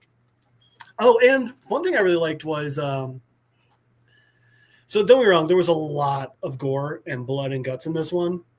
But you could still tell they still like kind of tried to Disney-fy it a little bit in the sense of like, at one point Frank shoots a dude in the face, but they don't show that. they show Frank above a table shooting a guy, pointing a gun at a guy's head and pulling the trigger, and then you see holes in the table underneath where the guy's head is. That's strawberry So- jam. Right? I thought He it was was funny pushing his how face they, into strawberry jam, and it was they coming through. ruined his breakfast. But there were a couple of things like that where it was clearly Frank's murdering a lot. And I was like, that's interesting. I think, are they doing that for this entire episode so it could stay on Disney? And then immediately after I thought that an axe went into a dude's forehead, and I was like, nope, they're not. Yeah. I was actually shocked. I think I put it in the group chat. Like, I can't believe they're showing this on Disney Plus right now. Agreed. Yeah, it's a whole new ball game now. I'm not. They got rated R movies on Disney Plus now. Yeah, but not ones that were made for Disney Plus. Yeah, this is a cornerstone. Right. In that I've sense where it's told just Alex for years that they've been planning on doing all of this. This has all been a big ploy. They lied to people just like Netflix lied about how they were going to keep their prices cheap with no commercials forever. And was always everyone can intention, share a login. which was literally always their intention to change that from the beginning. Yeah. So it's just one of those things, though. You know, it's like I get them tricked. Hashtag kill ads. Yeah, they had to get you tricked in with the Disney Plus app by giving you all the legacy films and cartoons, TV shows, and all that shit. It's like, oh well, I gotta have it now. It's like, shit.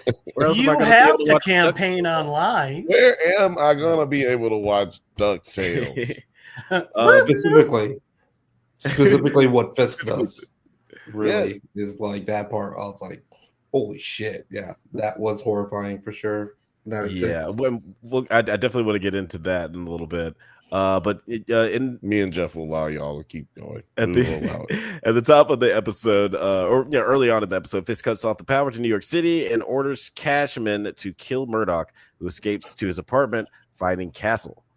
Both fight AVTF officers, including North, revealed as Ayala's murderer. Now, I thought that this was it's a really cool fight scene, but ultimately the ending I think was a little anticlimactic with North being like, it's like, oh, he's the one who killed him. It's like that guy that you haven't really cared about all season. That one cop that's had way too many lines for a black dude with blue eyes. Had way too many lines.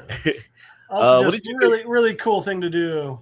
Really cool way to make the creator of that character real happy. Just go the exact opposite direction. That's the same. Yeah, right over here, come back this way. Yeah, he's not very interesting, and he's just kind of used as like he's the guy who killed him, which I thought the idea of these Punisher wannabes killing him was like that's more powerful. This dude was at the beginning of the series, though. He was there when he's been there throughout the series. I can't remember every moment, but he was definitely in the courtroom with the Puerto Rican cat man. Mm-hmm. And he was, he like he said, he was trying to stand up for his people, his badge. Yeah, you know what I'm saying? I'll stand up for my people because that's the way of the badge. Take that message to your people. Just so bad. But what did you think of did you think that this was a satisfying way to wrap up the Ayala murder mystery, and also just have the way that Frank was confronted with these Punisher wannabes? Was that satisfying for you? Yeah, that was awesome. I swear, Jeff, you've been telling us about how this is going to go for a little bit, Mm-hmm. and I think you mentioned in a comic book, he talks about hey, how about you fucking have Captain America as your hero, right? As your role model. And he beats up a couple of guys, but I did not expect him to go ham, tied up against all of these motherfuckers and still make it out alive. Yeah, I would have appreciated him nailing in that response to them realizing that they idolize him. I would have appreciated a little bit more, mustard on the hot dog, just like him talk a little bit more about why he's disappointed with them and why he shouldn't be someone to admire. But Johnny Burns, he always brings it. It's a little good scene. What did you think of the way that wrapped up, Bill? Just like with the wannabe Punisher guys storyline. Them guys, man. Don't you think China's a little old to be taking karate? You probably taking it with the little kids. That's how he hit them. That's how he hit them with this shit. He said, "We want to hang out with you." He's like, "Don't you think you're a little old to be taking karate? You probably take it with the little kids. I don't want to mess with you. Fucking with y'all. What the fuck with y'all?" Yeah, that was it was like cool seeing his reactions. Like, I'm not fucking with you guys. But if I have to give a television answer, it was a great scene, this one, because they're all wearing his symbol for his pain of his death of his children and his wife. And he brings up, like, you guys think you know my pain? You think you know my pain? Think you know my pain? Yeah, the classic Frank Castle growl. I do want to play. Also, how do you think he does that? Do you think he just yells for 60 minutes straight in a fucking trailer? In his trailer, he's just yelling. God, you get the voice. He's like got a real legit lost voice. Yeah, I think it's his best De Niro. Yeah, because he does do this a lot. Exactly. Yeah, he does that one a lot. He's a theater rat, so I bet he's had a lot of vocal training and how to change your voice up and but changing your voice isn't what he does. I mean, if we played a little bit of it, he literally sounds like he can't talk. Yeah, it's like because it's that. He is. Anybody else feel this way? Frank Castle is Vegeta, right? Yeah, he's got Vegeta vibes. He's not. No. Yeah. So then Daredevil's Goku. That kind of fits. I'm not mad at that. I'm not mad at that. Yeah, that gets it.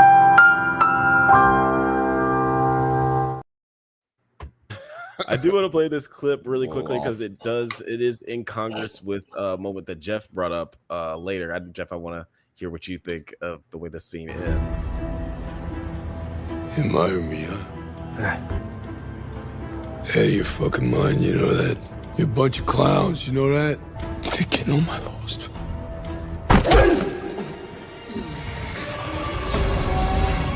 Threaten our home.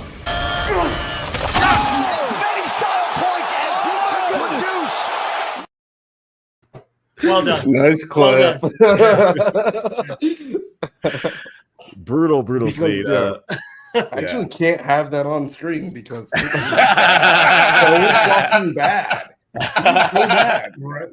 It's the worst thing I've ever seen on Disney Plus. On a lot of TV shows, So far. Right. So far. Wait until Pedro Pascal's head gets crushed in. I think Species Fantastic is on. Four. I think Species is on Disney Plus, so I don't know, man. And also Alien, the newest Alien is on. The newest Alien is on.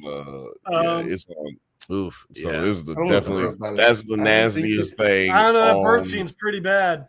That's what I'm saying. Really that's bad, the worst thing. That's the worst thing on there. Jaw and oof. Yeah. That is true. Yeah, that was some Invincible type shit. Well, yeah. So it's silly to say this, but at least they still tried to make it a little realistic. I mean, still what the fuck? But at least it wasn't crushing the hardest part of the skeleton. At least they were I mean, he's trying. He's getting a good shot, and then he slips, and that's what murders the guy. That unimaginable strength. But we're getting some people saying great crip, nice edit. Can we play that one more time? Yeah, Let's do it one more time. We accidentally played the. You admire me, huh? Out of your fucking mind, you know that? You're a bunch of clowns, you know that? You're getting on my lowest.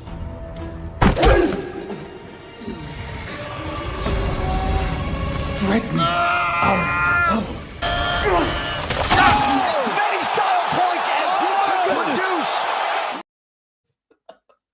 Yeah, that was good. That's some good stuff right there. It's fucking You know what Joe I Rogan's need now? face is what makes that the whole thing. Is fucking I crazy. need the next Mortal Kombat game to just cut to that after every special move. I know I'll get bored fast, but in the moment, I'll enjoy It'll be it. like the whoopee back in the day. Right? Back in the You day. need to make that a short. Put that on the shorts right away. The If it the one clips it issue right. I do have with that part of it was just, again, and Nine, yeah, you brought it up. It is in the comics where he literally says, like, he points out it's his symbol on a car that he's got an issue with, and he says, no, you already have a symbol for that. Guy carries a shield. He could have just alluded to it in this as well. He could have just said something like, like there's Black that guy guy with a wears a shield. exactly. Oh nope, can't say that. Yeah, don't say nigga bird. Don't say nigga bird. No, I wasn't gonna go there on camera. But again, so I thought it would have been a really great way because, yes, we do have the shows tying into movies. Fuck, we've got a Captain America Winter Soldier show, but I feel like this would have been a really good, quick, easy way to tie the Netflix shows into the MCU movie universe. Yeah, that would have been And a nice. it wouldn't have been a lot of a commitment, and it's literally one line of dialogue. Yeah, it would have been nice to tie it in. Where's Spider-Man? I was thinking that too, by the way. Yeah. Yeah, he is like fucking taking it easy these past few weeks. Like, He's bro, trying to where get you in. He's trying to get into good colleges. at? It is very hard. He's He's just working really stalking. hard. He's stalking Zendaya J. Yeah, he's just working really hard, trying not to be sad, and it's just he's got to try to find a job now because he needs work. But there's an opening at the Daily Bugle. Did you know that Tom Holland evidently suggested he's like, you should like put me in like a New York high school to like prepare for the role. Like he said as a joke, and Disney was like, Oh, yeah. that's awesome, let's do it. And like Oh yeah, for homecoming. no right? one thought he was a student, but like one girl was like, what are you doing here? And he was like, I'm Spider-Man. She was like, oh, okay. And just went back to her class. Yeah. It's like this motherfucker weird. It's like, okay. But I'm glad that you You're brought. Tom Holland, motherfucker. You're not Spider-Man. I'm glad that We've you all brought seen that About up. a Boy. I'm glad that you brought that up because I want to play this clip that just like sort of alludes the world may get a little bit bigger in Every season time. 2 of Daredevil Born Again. Here we Every go. time. Yeah, you're right. But we can beat him. I'm gonna take this city back, Karen. Where do we start? We need an army.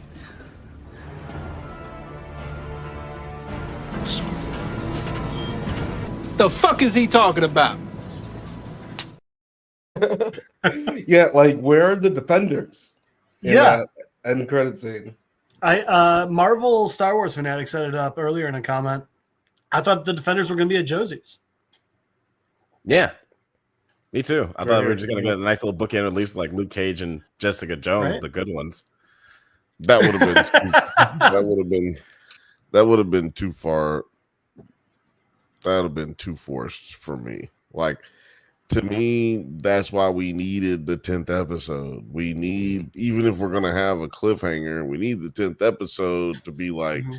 hey, who is this army gonna be? Because the reason I think we've had the issues that we do have with the show is because a lot of this show is rewrites and reshoots.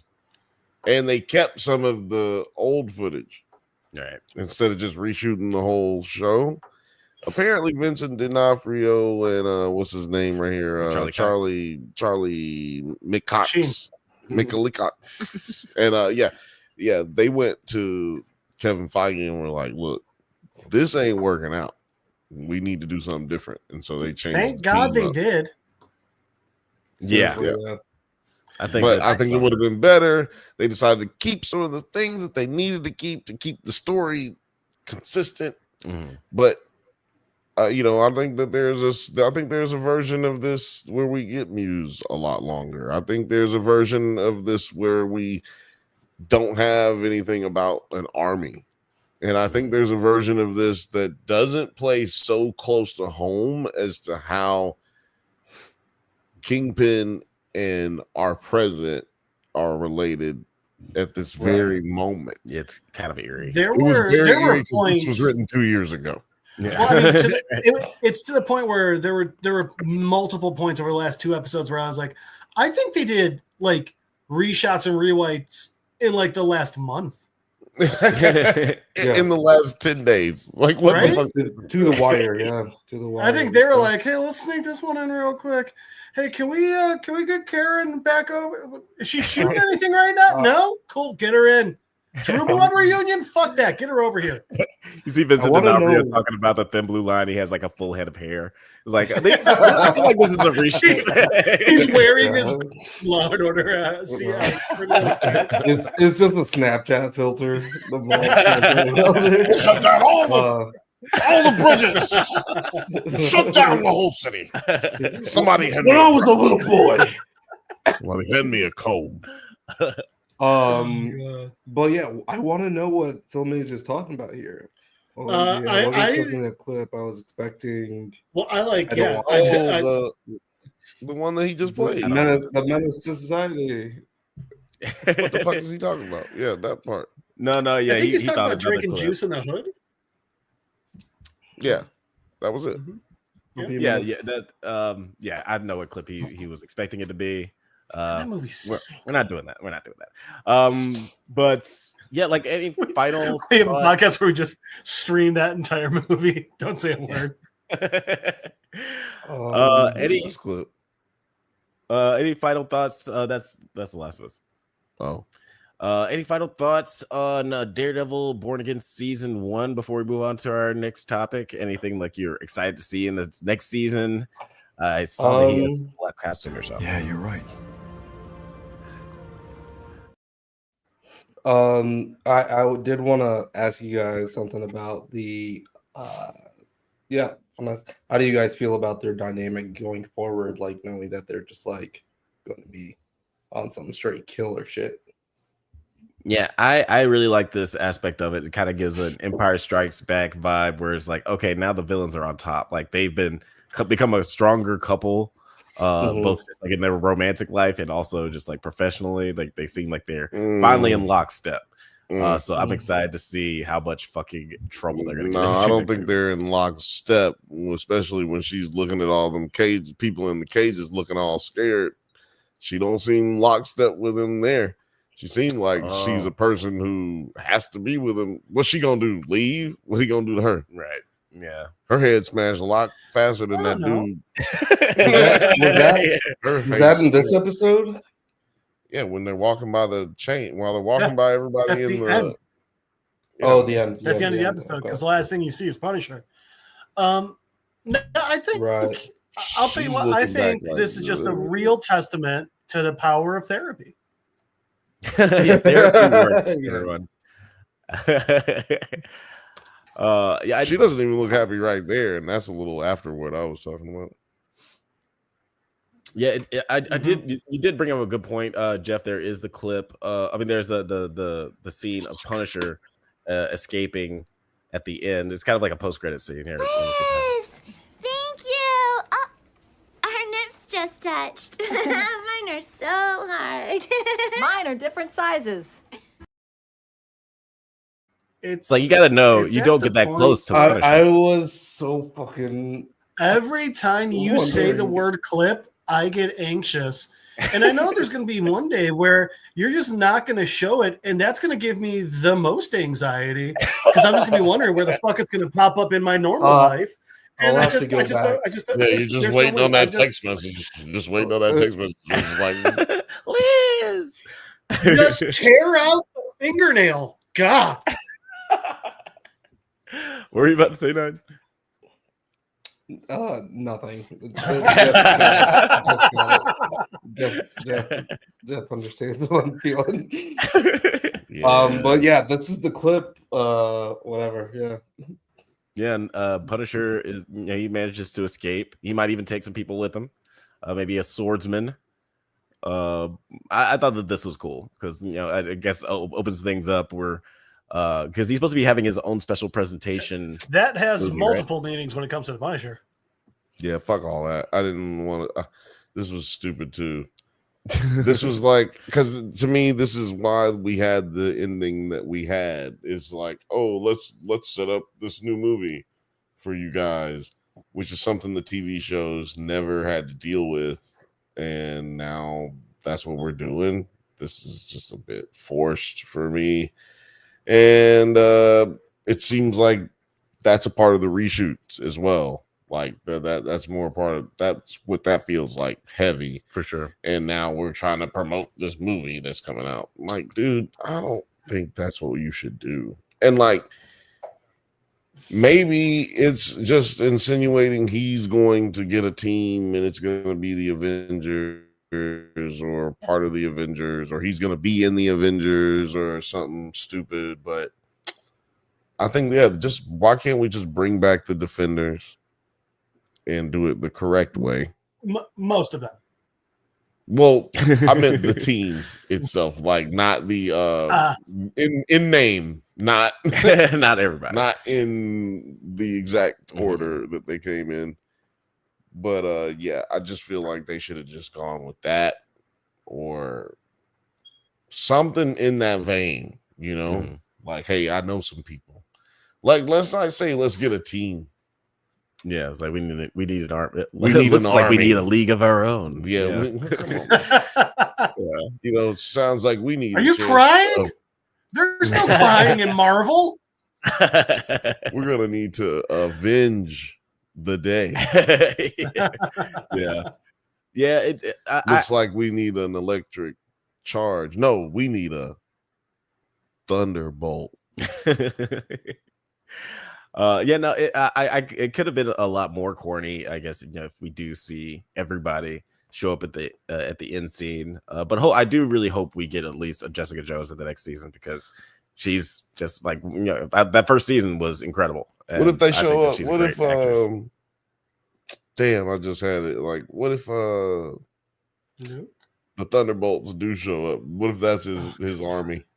That would be so weird. I don't even know. They've been in television shows like those. Yeah. All those And- characters have had a television show or been on a television show. Yeah. Well, wouldn't they be more likely to be Fisks? I mean, they were the Dark Avengers. They're not good. Well, they were the Avengers when Norman Osborn was president. All of them because they except weren't Bucky. good guys. Right. Yeah, I would go with all of them Yeah. except Bucky. He would probably be like the dissenter. I also don't like that it seems like we're trying to make US Agent into a good guy. Yeah. He cut a He dude's murdered- head off with the literal symbol of freedom. Mhm. We Yeah. all Is there saw any- it. As a man of valor with the symbol of freedom, he chopped a man's head off wrongfully in a town Which- square. Which Mr. President, thanks. lately might be the most American thing he could have done. That's facts. Absolutely. Guys, let us know in the comments what you thought of Daredevil Born Again season 1. What are you expected for season 2? Do you want I was Defenders? Do happy you with want the Avengers? season overall, and I'm glad we got it. Me too. Like we mentioned, a little disjointed because of the reshoots. And to your point, John Bernthal, he actually turned down the role of coming back as Frank Castle before they ended up doing the reshoots and retooled a little bit. So pretty much everything you see with Frank is a new Funny addition. enough, the way they got him back, they just showed him the Dolph Lundgren Punisher movie. They didn't say anything. They just had him watch it. And he was like, okay, I'm in.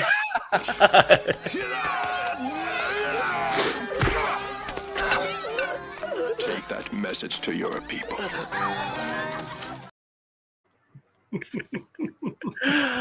Look, let me tell you something. I'm gonna play that, and it goes so long. I'm not gonna play it. It's like we have a 38-second clip, but that shit goes on for 2 whole fucking minutes, dude. Yeah, you had to cut it down. There's a place in Austin. It's national, but there's like a bunch of them in Austin called Half Price Books, and they have like a clearance DVD rack section. When I first moved to Austin, dude, I got this for $2. $2? It is the Thomas Jane Punisher and First Blood. That's a weird combination. Whatever. Fucking loved it. Yeah, I was gonna say those are 2 things that people who love one will love the other. Yeah, absolutely. First time I watched Rambo First Blood was because I bought that. Because I love that Thomas Jane Punisher movie. Hey, but does it hold up? We'll find out Wednesday. I think we'll find out. We will. But first, we will. we need to find out what's going on with those crazy Christians over in North Carolina. That's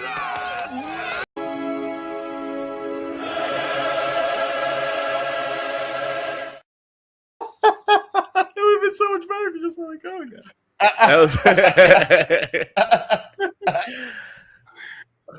I know. I was gonna. I hit it. I hit it because I was like, oh, right when he says it, I wanted to hit it. But thank you. Oh man. Righteous Gemstones, season 4, episode 7. Jealousy is the rage of man. Oh yeah, is the rage of man. That's what it's called. Jealousy is the rage of man, Alex. Eli faces a dangerous enemy, but Baby Billy has issues in the set of Teengus, and Judy deals with monkey troubles. And Keith tries to help Kelvin leave his treehouse. Teengus, not Teengus. It's Teengus. Yeah, I know the name of the show. You said it like 140 fucking God times. damn it, it's Teengus. I need $2 million. And okay. God damn, now all I'm asking you for is $2 million and an 8-ball. This motherfucker's rich and he's asking for cocaine. He's like, they can No, go he's buy you clearly some not cocaine. rich. Let's just talk about that a little bit right off the bat, right? Hmm? Uncle Baby Billy's broke. Oh, you think so? He's Uncle Baby Billy's broke. One thing that's common, at least as far as closing the loop on the beginning of this series. What? What's on your hands right now, Jeff? What are you talking about? Jeff, you know, we got a little fun going. I got an idea for a show. Gonna need a little funding. Okay. Okay. All right. It's called T Moses. How much you need, Moses? This joke went out of hand when I looked down and saw how much gluten-free flour I spilled all over my face. Gotta sing the doom song now. Sometimes it's not good to have a bunch of different types of cooking supplies next to you. Whatever. We know there's a portal that you pull random things out of. It's like you have Santa Claus's bag over there just pulling shit out. But yeah, what were you doing? Initial thoughts? Teengus. Teengus. Oh yeah, Uncle Baby Billy being broke. Say that 5 He times came fast. into this world broke, or into this universe, season 2, I believe it was. He came in, he was broke because he gets popular, gets money, does well, and fucks it all away with drugs and alcohol. We know that from the season 2 and season 3 flashbacks that we've gotten. So From everything about him, yes. Yeah. So they've been putting an emphasis on Kim. What's her name? Kimmy? Is that her name? No, I don't know what. Auntie. I'll find it. You keep going. But anyway, yeah. She it's not Kim. God damn it. Tiffany. But yeah, Tiffany. Tiffany. Tiffany has had an emphasis put on her about how we got enough money. Why do you keep doing all this stuff? Why don't you just settle down? You're an old man. Come on, chill with me. Watch the kids grow up. He's like, fuck that shit. Fuck's wrong with you, bitch? I need this. I need this. And one last thing I'll say about Baby Billy, and I'll get your opinion on the Baby Billy matter. I heard Walton lose his accent for 2 seconds. And really? It's in the scene where he's like begging them for money. And he was like, y'all act like it. he said, y'all family now. Y'all act like it. I was like, what? Wait a minute. Yeah. He's from the South, but he sounded just as proper as fuck right there in that one moment. Yeah. Y'all act like it. I was like, why'd they do that? There had to be another shot that was better than that. But, right? But yeah, how did you feel about old? No, I think that's a legitimate theory, especially like you said, he always ends up, drinking and fucking his money away all the time.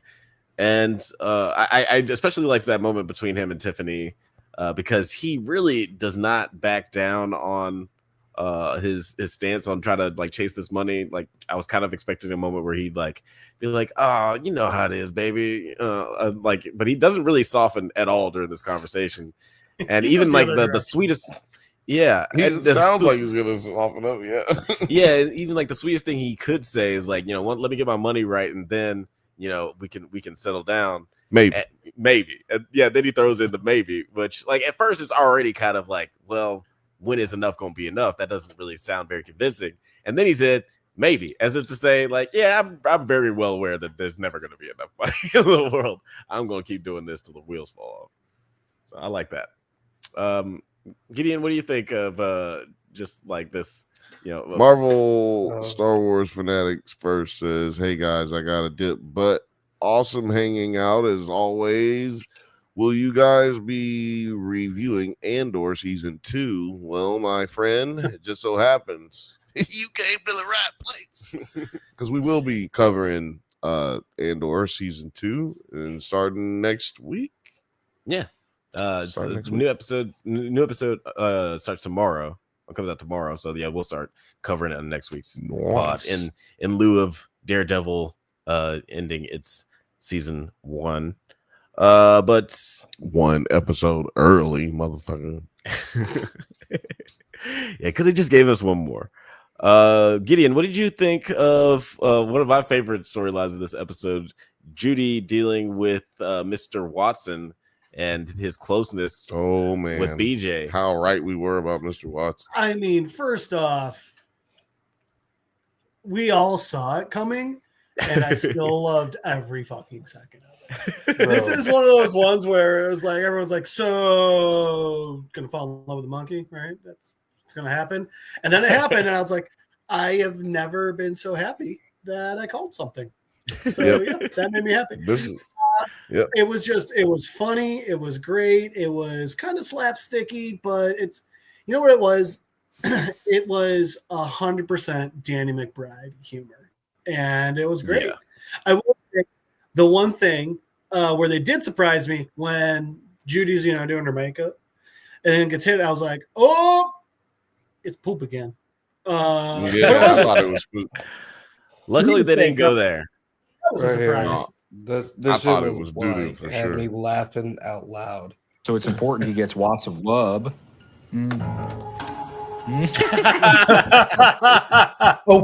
For real? Dude, she is such a good actor. Just so many fucking kisses. Yeah. She's like, stop. Stop that. What are you doing? So goddamn weird. When we're sitting here like, man, Judy's in the right, BJ's in the wrong, man. And obviously BJ's in a really dark place, especially for him to find some he's found some solace in Hold up. Wait a minute. Something ain't right. Yeah. It's very, very strange behavior. But that's gross. Is this gratuitous boob that's going on here on purpose? Yeah, they gave her some cleave in this episode. She always does a couple of times. Boobage. Well, no. But like it's usually this episode is like You know what it is? It's usually like her high school character really pulls through, where it's like, all right, you're like clearly trying to like accentuate something. This episode, they were just like, oh no, the boobs are there. She says the monkey's looking at me like a jealous no tit having a bitch. Exactly. In her defense, that monkey's got no tits. And that monkey Where's the was lie? mad though. That hurt the monkey feeling. Yeah, I love this storyline, and Judy is always fucking hilarious. But shout out to Edie Patterson. Yeah, shout out to Edie Patterson, friend of the show. And it does seem like there's always this element that they put in these shows too, where like it is ridiculous. As ridiculous as it is, it's still like some heart in there because their relationship is kind of falling apart because of the situation with BJ, and he maybe feels more appreciated and cared for by this monkey than his wife, and she also feels slighted because she's been doing her best to take care of him, but it's just not good enough for BJ. So I thought I loved all this shit for sure. Oh God, he was teasing its asshole. Yeah, when he was cleaning that monkey's asshole, let me tell you something, man. That was too far. Yeah. I was like, no, he not in there playing with this thing. I agree. And then the way he talked about it, he services me and I serviced him. We were like, why do you have to say like that? That's crazy. Yeah, dog. DJ always says things in the weirdest way. I just think that y'all are being very homophobic right now. And let's actually talk a little bit about Eli because let's move on from this weird shit that Jeff predicted. God damn it. We see Eli. It's a white guy thing. No, it's not a white guy thing. It's a Southern thing. We all saw it coming. Jeff said it. Eli, he decides he's going to confront Michael Rooker. I forget what the character's name is, but Lori's ex-husband at his Gator commune, I guess you would call it. Yeah, something like that. I'm so glad that Rooker got on this show. It's one of those Southern people that hasn't been on the show yet. That definitely should have been on the show. We got Eric Andre on here once, who is also a Southerner, for those who don't know. It's from Florida. And so, now we got another. So much sense. It does. Florida specifically, he's making a lot of sense. Yeah, it does. But we finally got a classic Southerner that's a character actor on the show. I'm so happy. Yeah, he's great. He's always great. Fucking Mallrats. Hilarious. Fucking Mallrats. Oh my God, right? But I'm curious what you guys thought of this scene, because it seems like Michael Rooker is being genuinely was surprised to hear that Eli and Lori were dating. Do you think that this is just a hint that he hasn't been up to whatever craziness is happening with Lori? Nine, what do you think?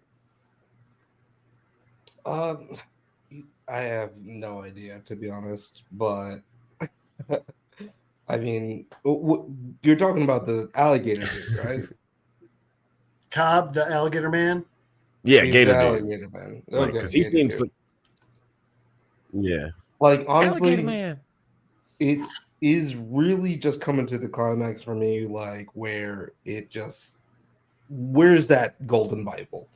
That's all I am really caring about so far in this season. Knowing that he stole it in the past, I'm not really that much curious in his relationship dynamic with her. Where's Bible? Where's the Bible? Where's the golden Bible?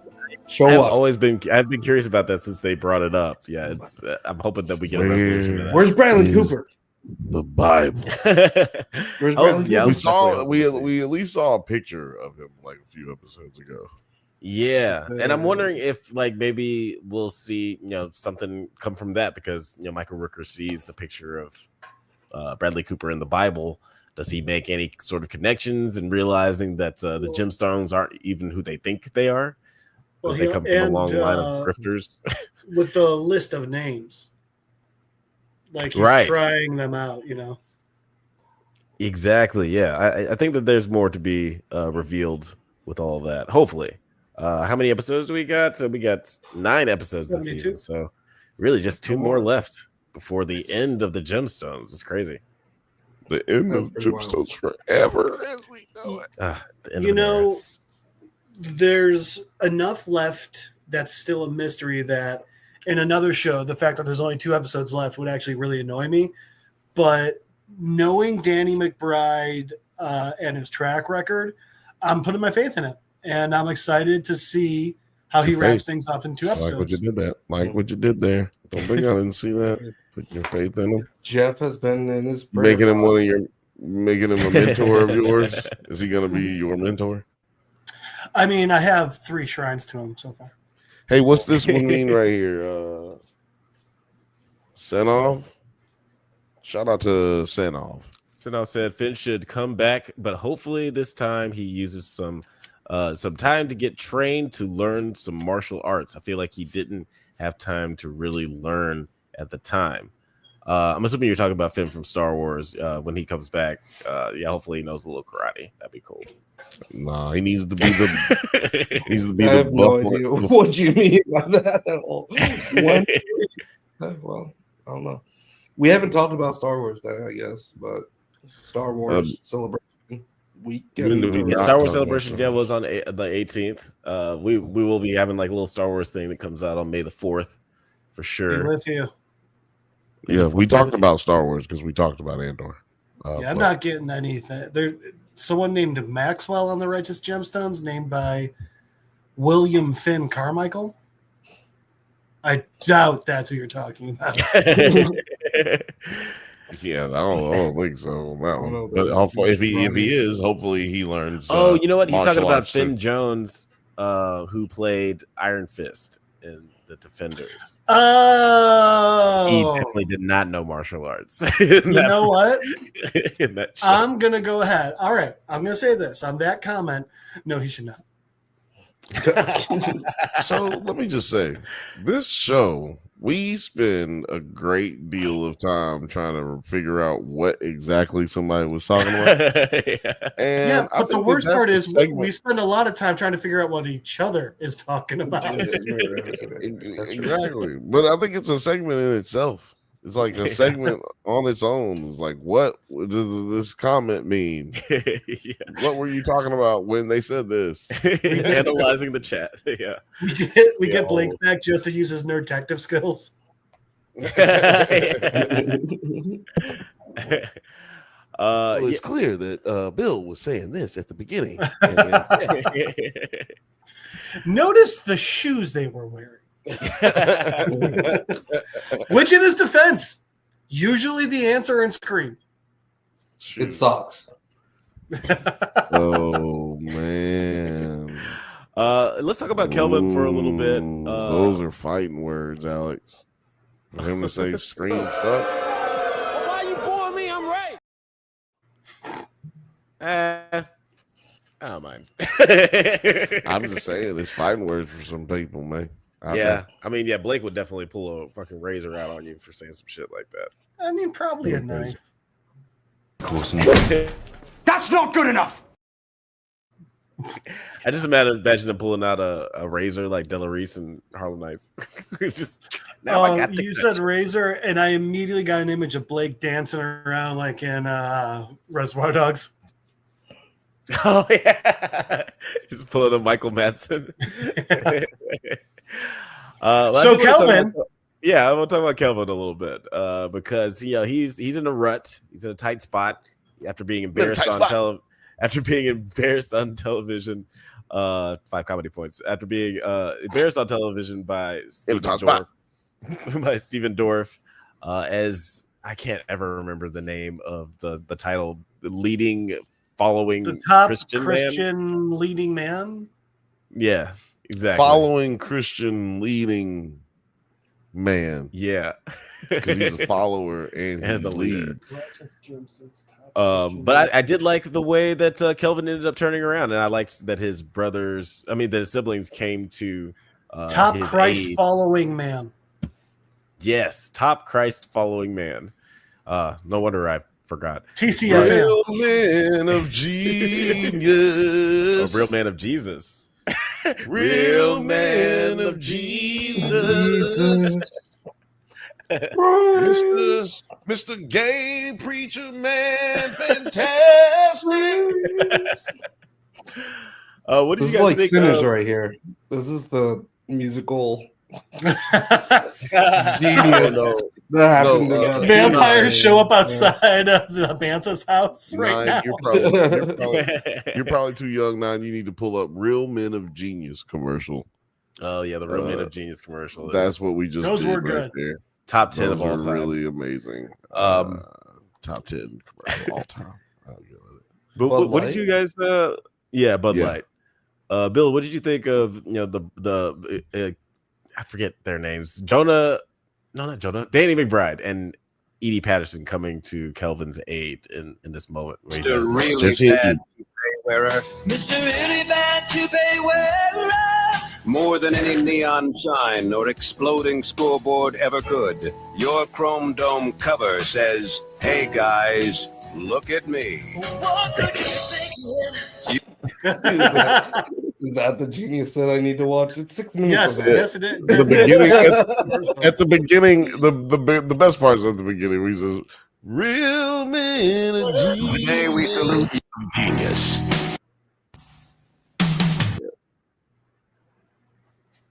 You got it. Budweiser presents Real Men of Genius. Real Men of Genius. Today we Oh, dead ass. That shit is so funny. new name of the podcast, Real Men of Genius. We need a Real Men of Genius segment. Dude, we got a theme song. We got a theme song, and Bud Light is famously like totally cool with not suing anybody over anything. Of course. Yeah, they're good. No, they're liberal now. They changed. I think it was last changed. week.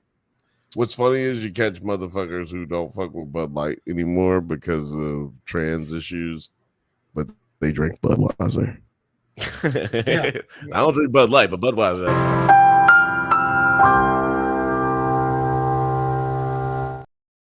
Ain't nothing wrong with Bud Heavy. But yeah, like, what did you guys think? It was way dark. Bill, what did you think of the brothers the siblings coming to Kelvin's aid? I thought it was corny. Really? Really? Yeah, I thought it was corny. They haven't come to each other's aid really most of the entire series. Coming to each other's aid. I feel like they do that every season. No, they like forced to work with each other because they fucking doing some shit that they ain't supposed to be doing. Like season 2, where Jesse got caught, or no, season 1, where Jesse got caught with the porno tapes. Or in what was it, season 2, where they was stealing money. Yeah, I think it was season 1 when they were stealing the money. Yeah, season 1 they're always doing some stupid shit that they ain't supposed to be doing. So and this season's no different. They're trying to break up their daddy's relationship with Miss Lori. But seems like seems like he's doing that on his own. Eli's breaking up his own relationship pretty good all by himself. Yeah, for sure. That's me throwing it to you to go there. Okay. But yes, Eli. We kind of touched on talking about it with Gator Man, Alligator Man, but we didn't really get into it. Yeah, Eli and Lori have a little chat because Cobb brings up this ad for like basically prostitution. Apparently, Lori, according to him, was a prostitute in Pigeon Forge, but she straight up denies it. According to the newspaper, Right. Yeah, but Lori says that he just he doctored it just to defame her or whatever. But it seems like Eli is hesitant to believe it. Gideon, what did you think of this scene? Because I'm still not fully trusting Lori either. I'm also not really trusting her, but I will say it's one of those things where like it doesn't even necessarily need to be like he photoshopped this newspaper. Da, da, da. He also literally could have just bought an ad in a newspaper at one point to fuck with his ex-wife. And true. He seems pretty fucking petty. I can see him doing that. Dude doesn't have a dick anymore. He's got to find some way to have fun. Well, I forgot about the dickless part. He just got a pee hole. just a pee hole. That's a great theory. If I couldn't do anything with my member, yeah, I'd be a hateful son of a bitch. I'd be a prankster for the 2 weeks left I would allow myself to live. Yeah, I'd become a prankster for the federal government. I would go to Bill. That I am absolutely certain that's just called a spy. You literally described the premise of the show Burn Notice. Yeah, but I just do think that she still got something to hide. But I do feel like, I don't know, this aspect of the show, or at least in this season, has been kind of weak compared to previous seasons. Like the first two seasons, I feel like the mystery aspect of the story was way more strong, and the story was a little bit more focused. This season seems like it's really kind of all over the place, trying to spin a bunch of plates, resolve a lot of issues where I may feel like the siblings reconciling seems a little rushed because they've always treated each other a certain way. And it makes sense for them to mature and become closer together, but it seems like it kind of happens over the course of a couple of hours because they're just like, fuck that little boy. I don't love him anymore. He straight up says that I'm having a disagreement with my brother, so I don't love him. So I don't love him anymore. I feel what you're talking about because I'm actually writing this video. I have the script worked out or whatever about the Righteous Gemstones, and the interlude episode for this season was very much like weaker, I think, narratively so far to the other interlude episodes. And that's a little bit of a shame because, like, I was actually thinking that the interludes are my best episodes.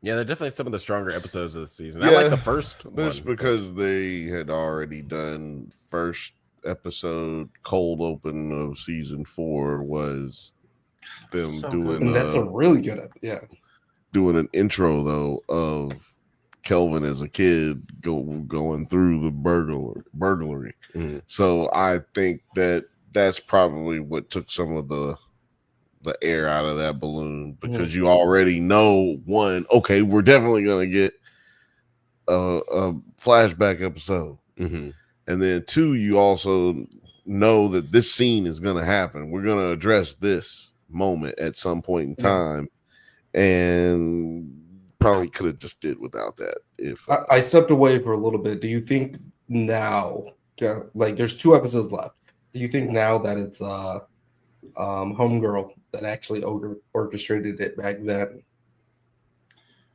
as well, like the burglary? Last episode made it seem that way a lot.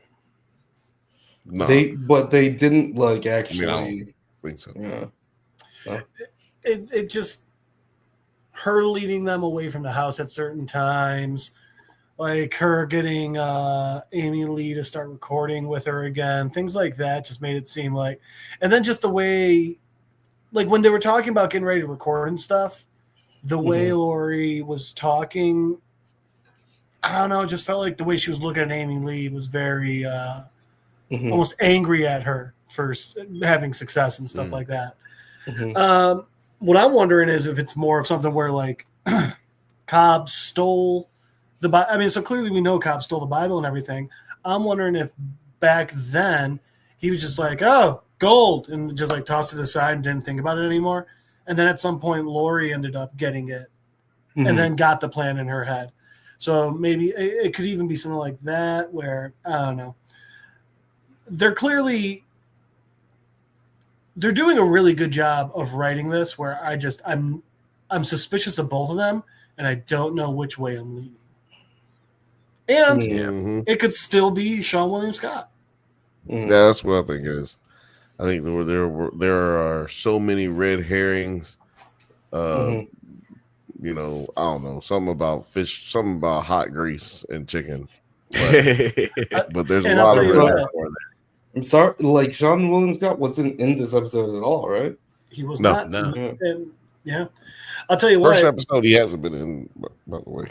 If it's anything like Vice Principals, we'll find out who's the bad guy next episode. I don't want to be the bad guy.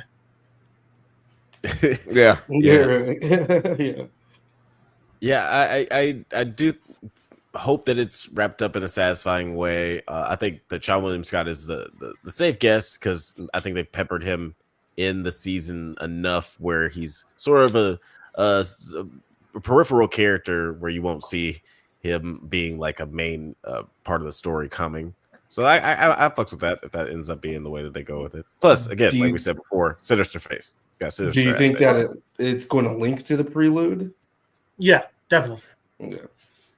I hope so. I hope that like it does link to that. And again, I hope we get some more answers about this fucking book. I'll tell you what, if they wanted to make it, if they really wanted to fuck with us and fuck us over, it would be like the general who pardoned Bradley Cooper in the Prelude, or it'd be like someone else who was in the camp that wasn't then killed in the Prelude. It won't be the family of the guy that Bradley Cooper killed.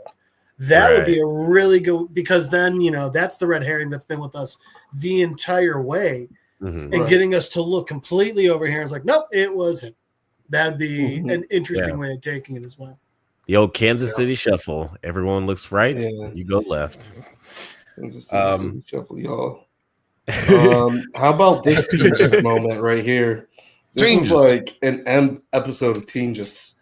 It was also one of those things where the second he grabbed the sunglasses, I was like, that's a really funny way to get away with a stunt guy. Yeah, right? Yeah, exactly. Like, we could cover his face up. And I was expecting him to, I mean, it's obvious to us. It's obvious to us because, you know, we know the character of Gideon, but I would have loved it if at some point they were like, how'd you learn to do that? He's like, I'm a fucking stuntman. I can do a lot of cool shit. Like, I learned how to do cool shit for a living, bro.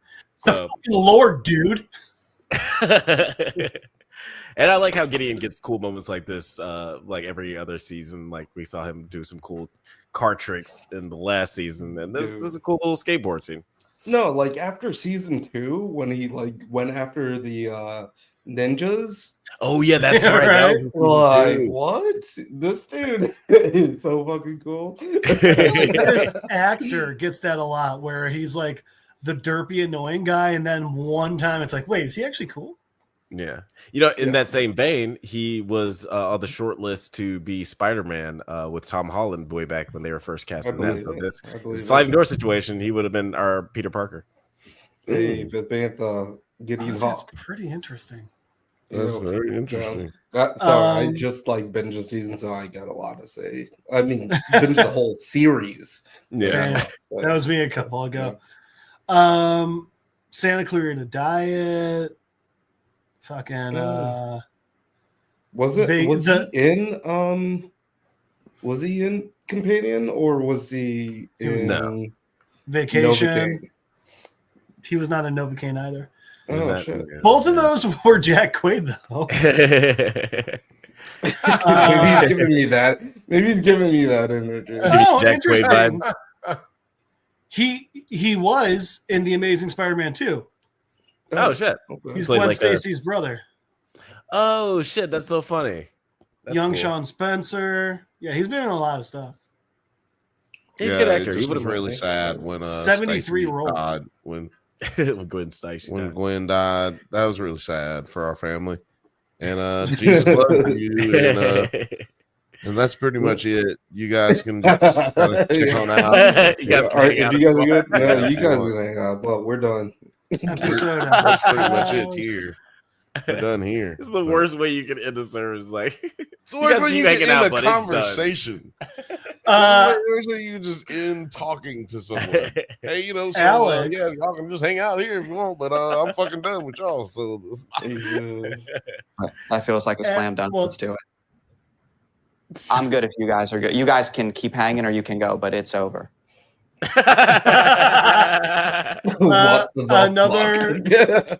Another Southern guy. He's from Florida. Oh, great. Yeah. Florida. Definitely nailing that. I feel like he Florida. would have been good as like a vampire in Sinners. Oh, yeah. With that little innocent face. Yeah, he would be great. Yeah. You mean Sinners 2? Oh. Dude, I hope they do. Sinners 2, still sinning. I need more. I need more sinners. I need more sinners. When I was watching it, I was like, God, I kind of wish they did this as a show because I just want more.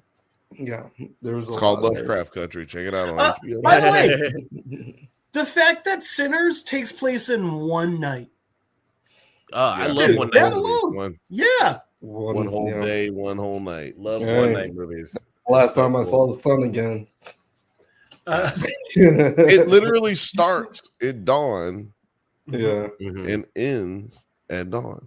It's pretty great. Alex, Gideon is in a TV series with one of your favorite actors. Liz! All right. Oh yeah. He's in the Resort with her and Nick Offerman. It was a 1-season limited series on Peacock during lockdown. It was actually pretty good. Oh, that's why I never saw those on Peacock. Okay. Yeah. Unfortunately, I will never watch it. Let's just get him. Filmmate said he needs to be in a crime film. Let's get him on True Detective so I can get that new season. He was on an episode of Criminal Minds. Okay. He was probably the guy that led you to the guy who led you to the person who did it. Dead or died. I don't know who he was. I just know he was on it. It's like that, or he was a dead body. I would have liked to see him as a Peter. You would have been a good Peter Parker. I'd like to see him as a mutant or something like that. I'd like to see him in a live-action Spider-Verse as an alternate Peter Parker. I don't know. I don't like. I think that's nasty work to me. You don't see him as Pete. He's not a Pete. Nah, man. Fair enough. He's just dorky. I swear he eats shit. No way.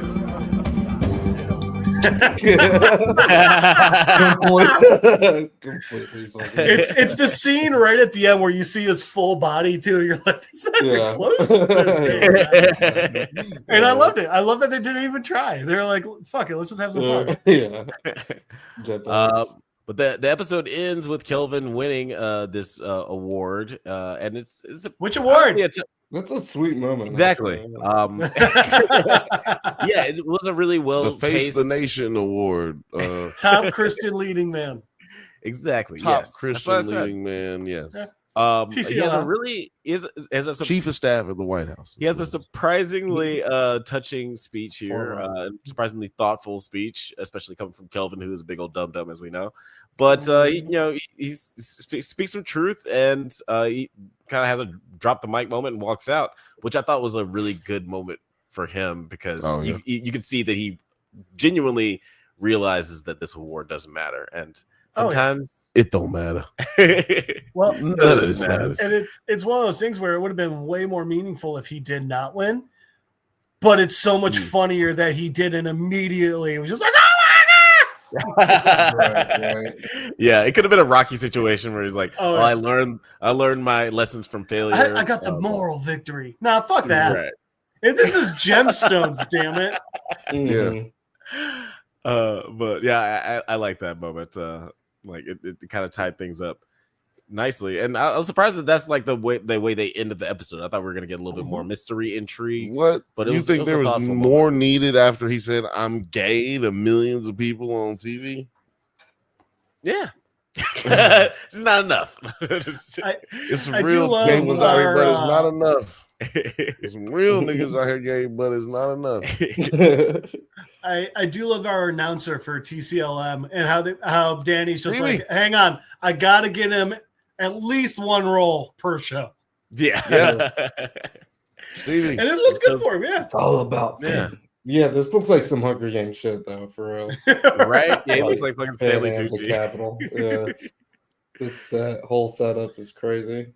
It's just American. Don't catch me tripping now. Where we're headed. Right there. That looks like they're American like, Idol. these will be applied. He's just fucking running into the camera like, damn, this is fun. Is it so funny. And Hunger Games or 50 Shades that's a spin-off that's technically a spin-off of Twilight? 50 Shades. Okay. That was Both are like that was a erotic fanfic that turned into an actual book that people liked for some reason. For some reason. I think you covered it when you said erotic. Erotic. Yeah. It's not with your ears, kid. Also, vampires are just horny. Horny is We saw that earlier. Vampires are just horny as hell. They tried to fuck music in a movie earlier. They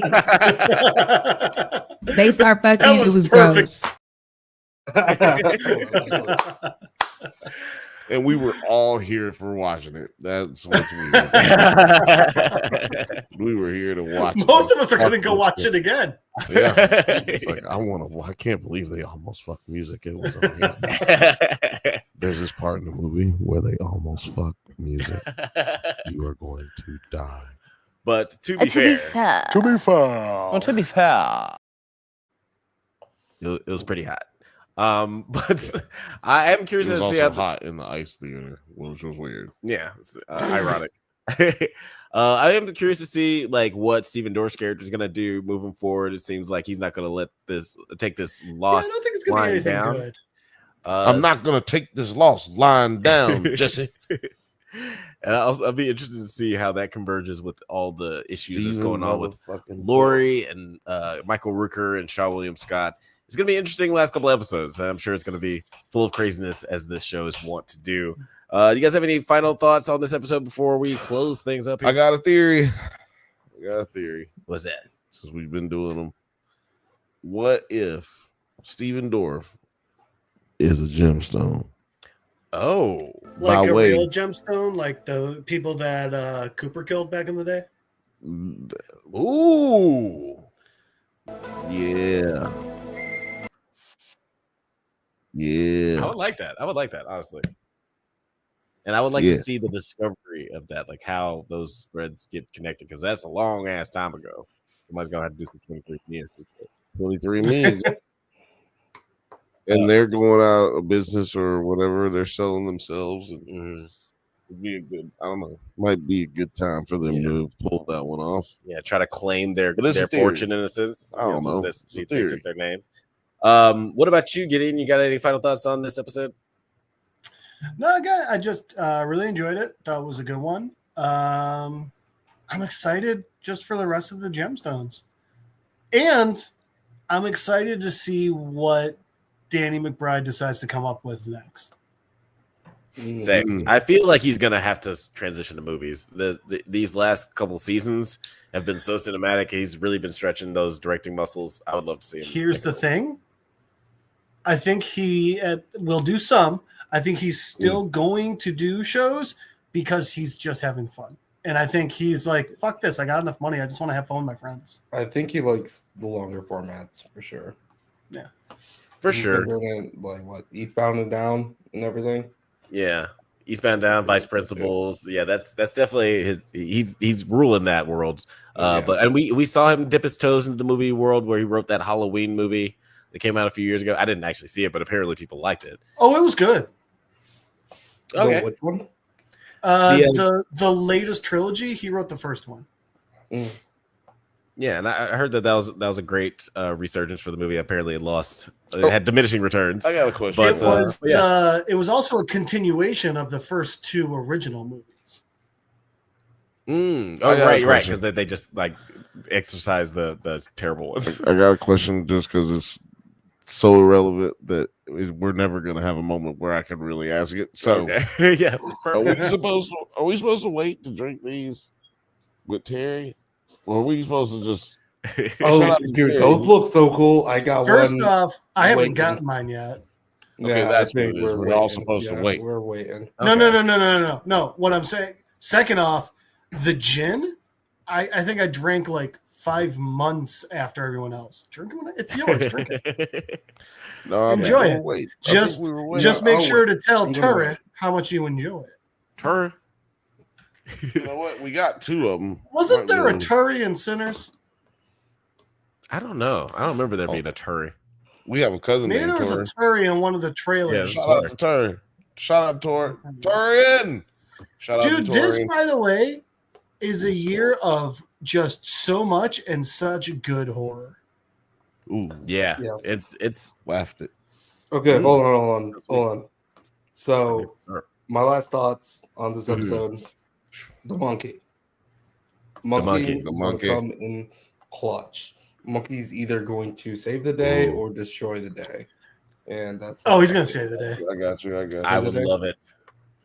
I would love it if he came in at the end and does something wild. The monkey. Also, I did just watch the monkey, and that shit was funny. Right? It was. Terry said it perfectly. It knew exactly what it was. Yeah, it did. Which I think is just a perfect explanation of it. To add on to Nines, also Dr. Watson at some point is going to inherit the treehouse. I would love that. Yeah. That's a very gemstone thing. I mean, he needs the space. Before we get out of here, Gideon, you want to tell people where they can find you on the interwebs? Yeah, sure. You can try and Skype me, Don Cheadle's driveway at littledickie2.com. It's because of the hackers. Yeah. You can try and find Jeff Madel on Facebook. The fucking sinners. You can try and find, or you can try and find @MadelJeff on Instagram.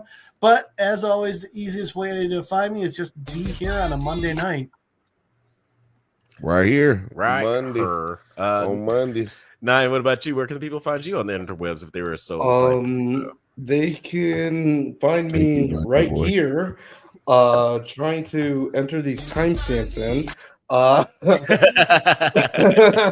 for the outros. You can find me on YouTube, 9 Nerd Yards. That is 9 Nerd Yards, no spaces. YouTube, Instagram, TikTok, Blue Sky, Twitter. I'd be posted on the NerdsAtNite Twitter too. So we need a lot more followers on the NerdsAtNite Twitter. But also the Discord where people have been getting popping. I saw that Othelius has been raging about about Joel getting his justice. He's been wanting that for a while. So go and join that. We've been having a good time, and hit us up. Hit us up, sinners. What about you, Bill? Where can the people find you on the interwebs? Sound like Thurgood. Y'all can find me. Y'all know you can find me on Thursdays at 7:15 p.m. Pacific time every Thursday on the Bantha Bunch Show. It's favorite cousin. We talk about TV shows that we can't talk about here because obviously we can't talk about 6 hours of TV shows. So, but we could, but we can't because time does not allow for such things. If we start doing 6-hour streams, man, somebody call us a therapist. Get us a hotline. We clearly do need an help. intervention. We need help. Oh gosh, man, this has been such a fun episode. So much dope shit to talk about. Thank you guys for listening to the Drunk Banthas podcast. We do this every Monday at 8 p.m. Pacific time. Monday. Don't forget to like and subscribe so you can get updates on new videos. Like, check us out on Twitter, IG, TikTok, Letterboxd, likewise, all the internet things. at the drunk Banthas. Until next time, stay safe, my little sinners, and may the force be with you. Mr. President, thanks.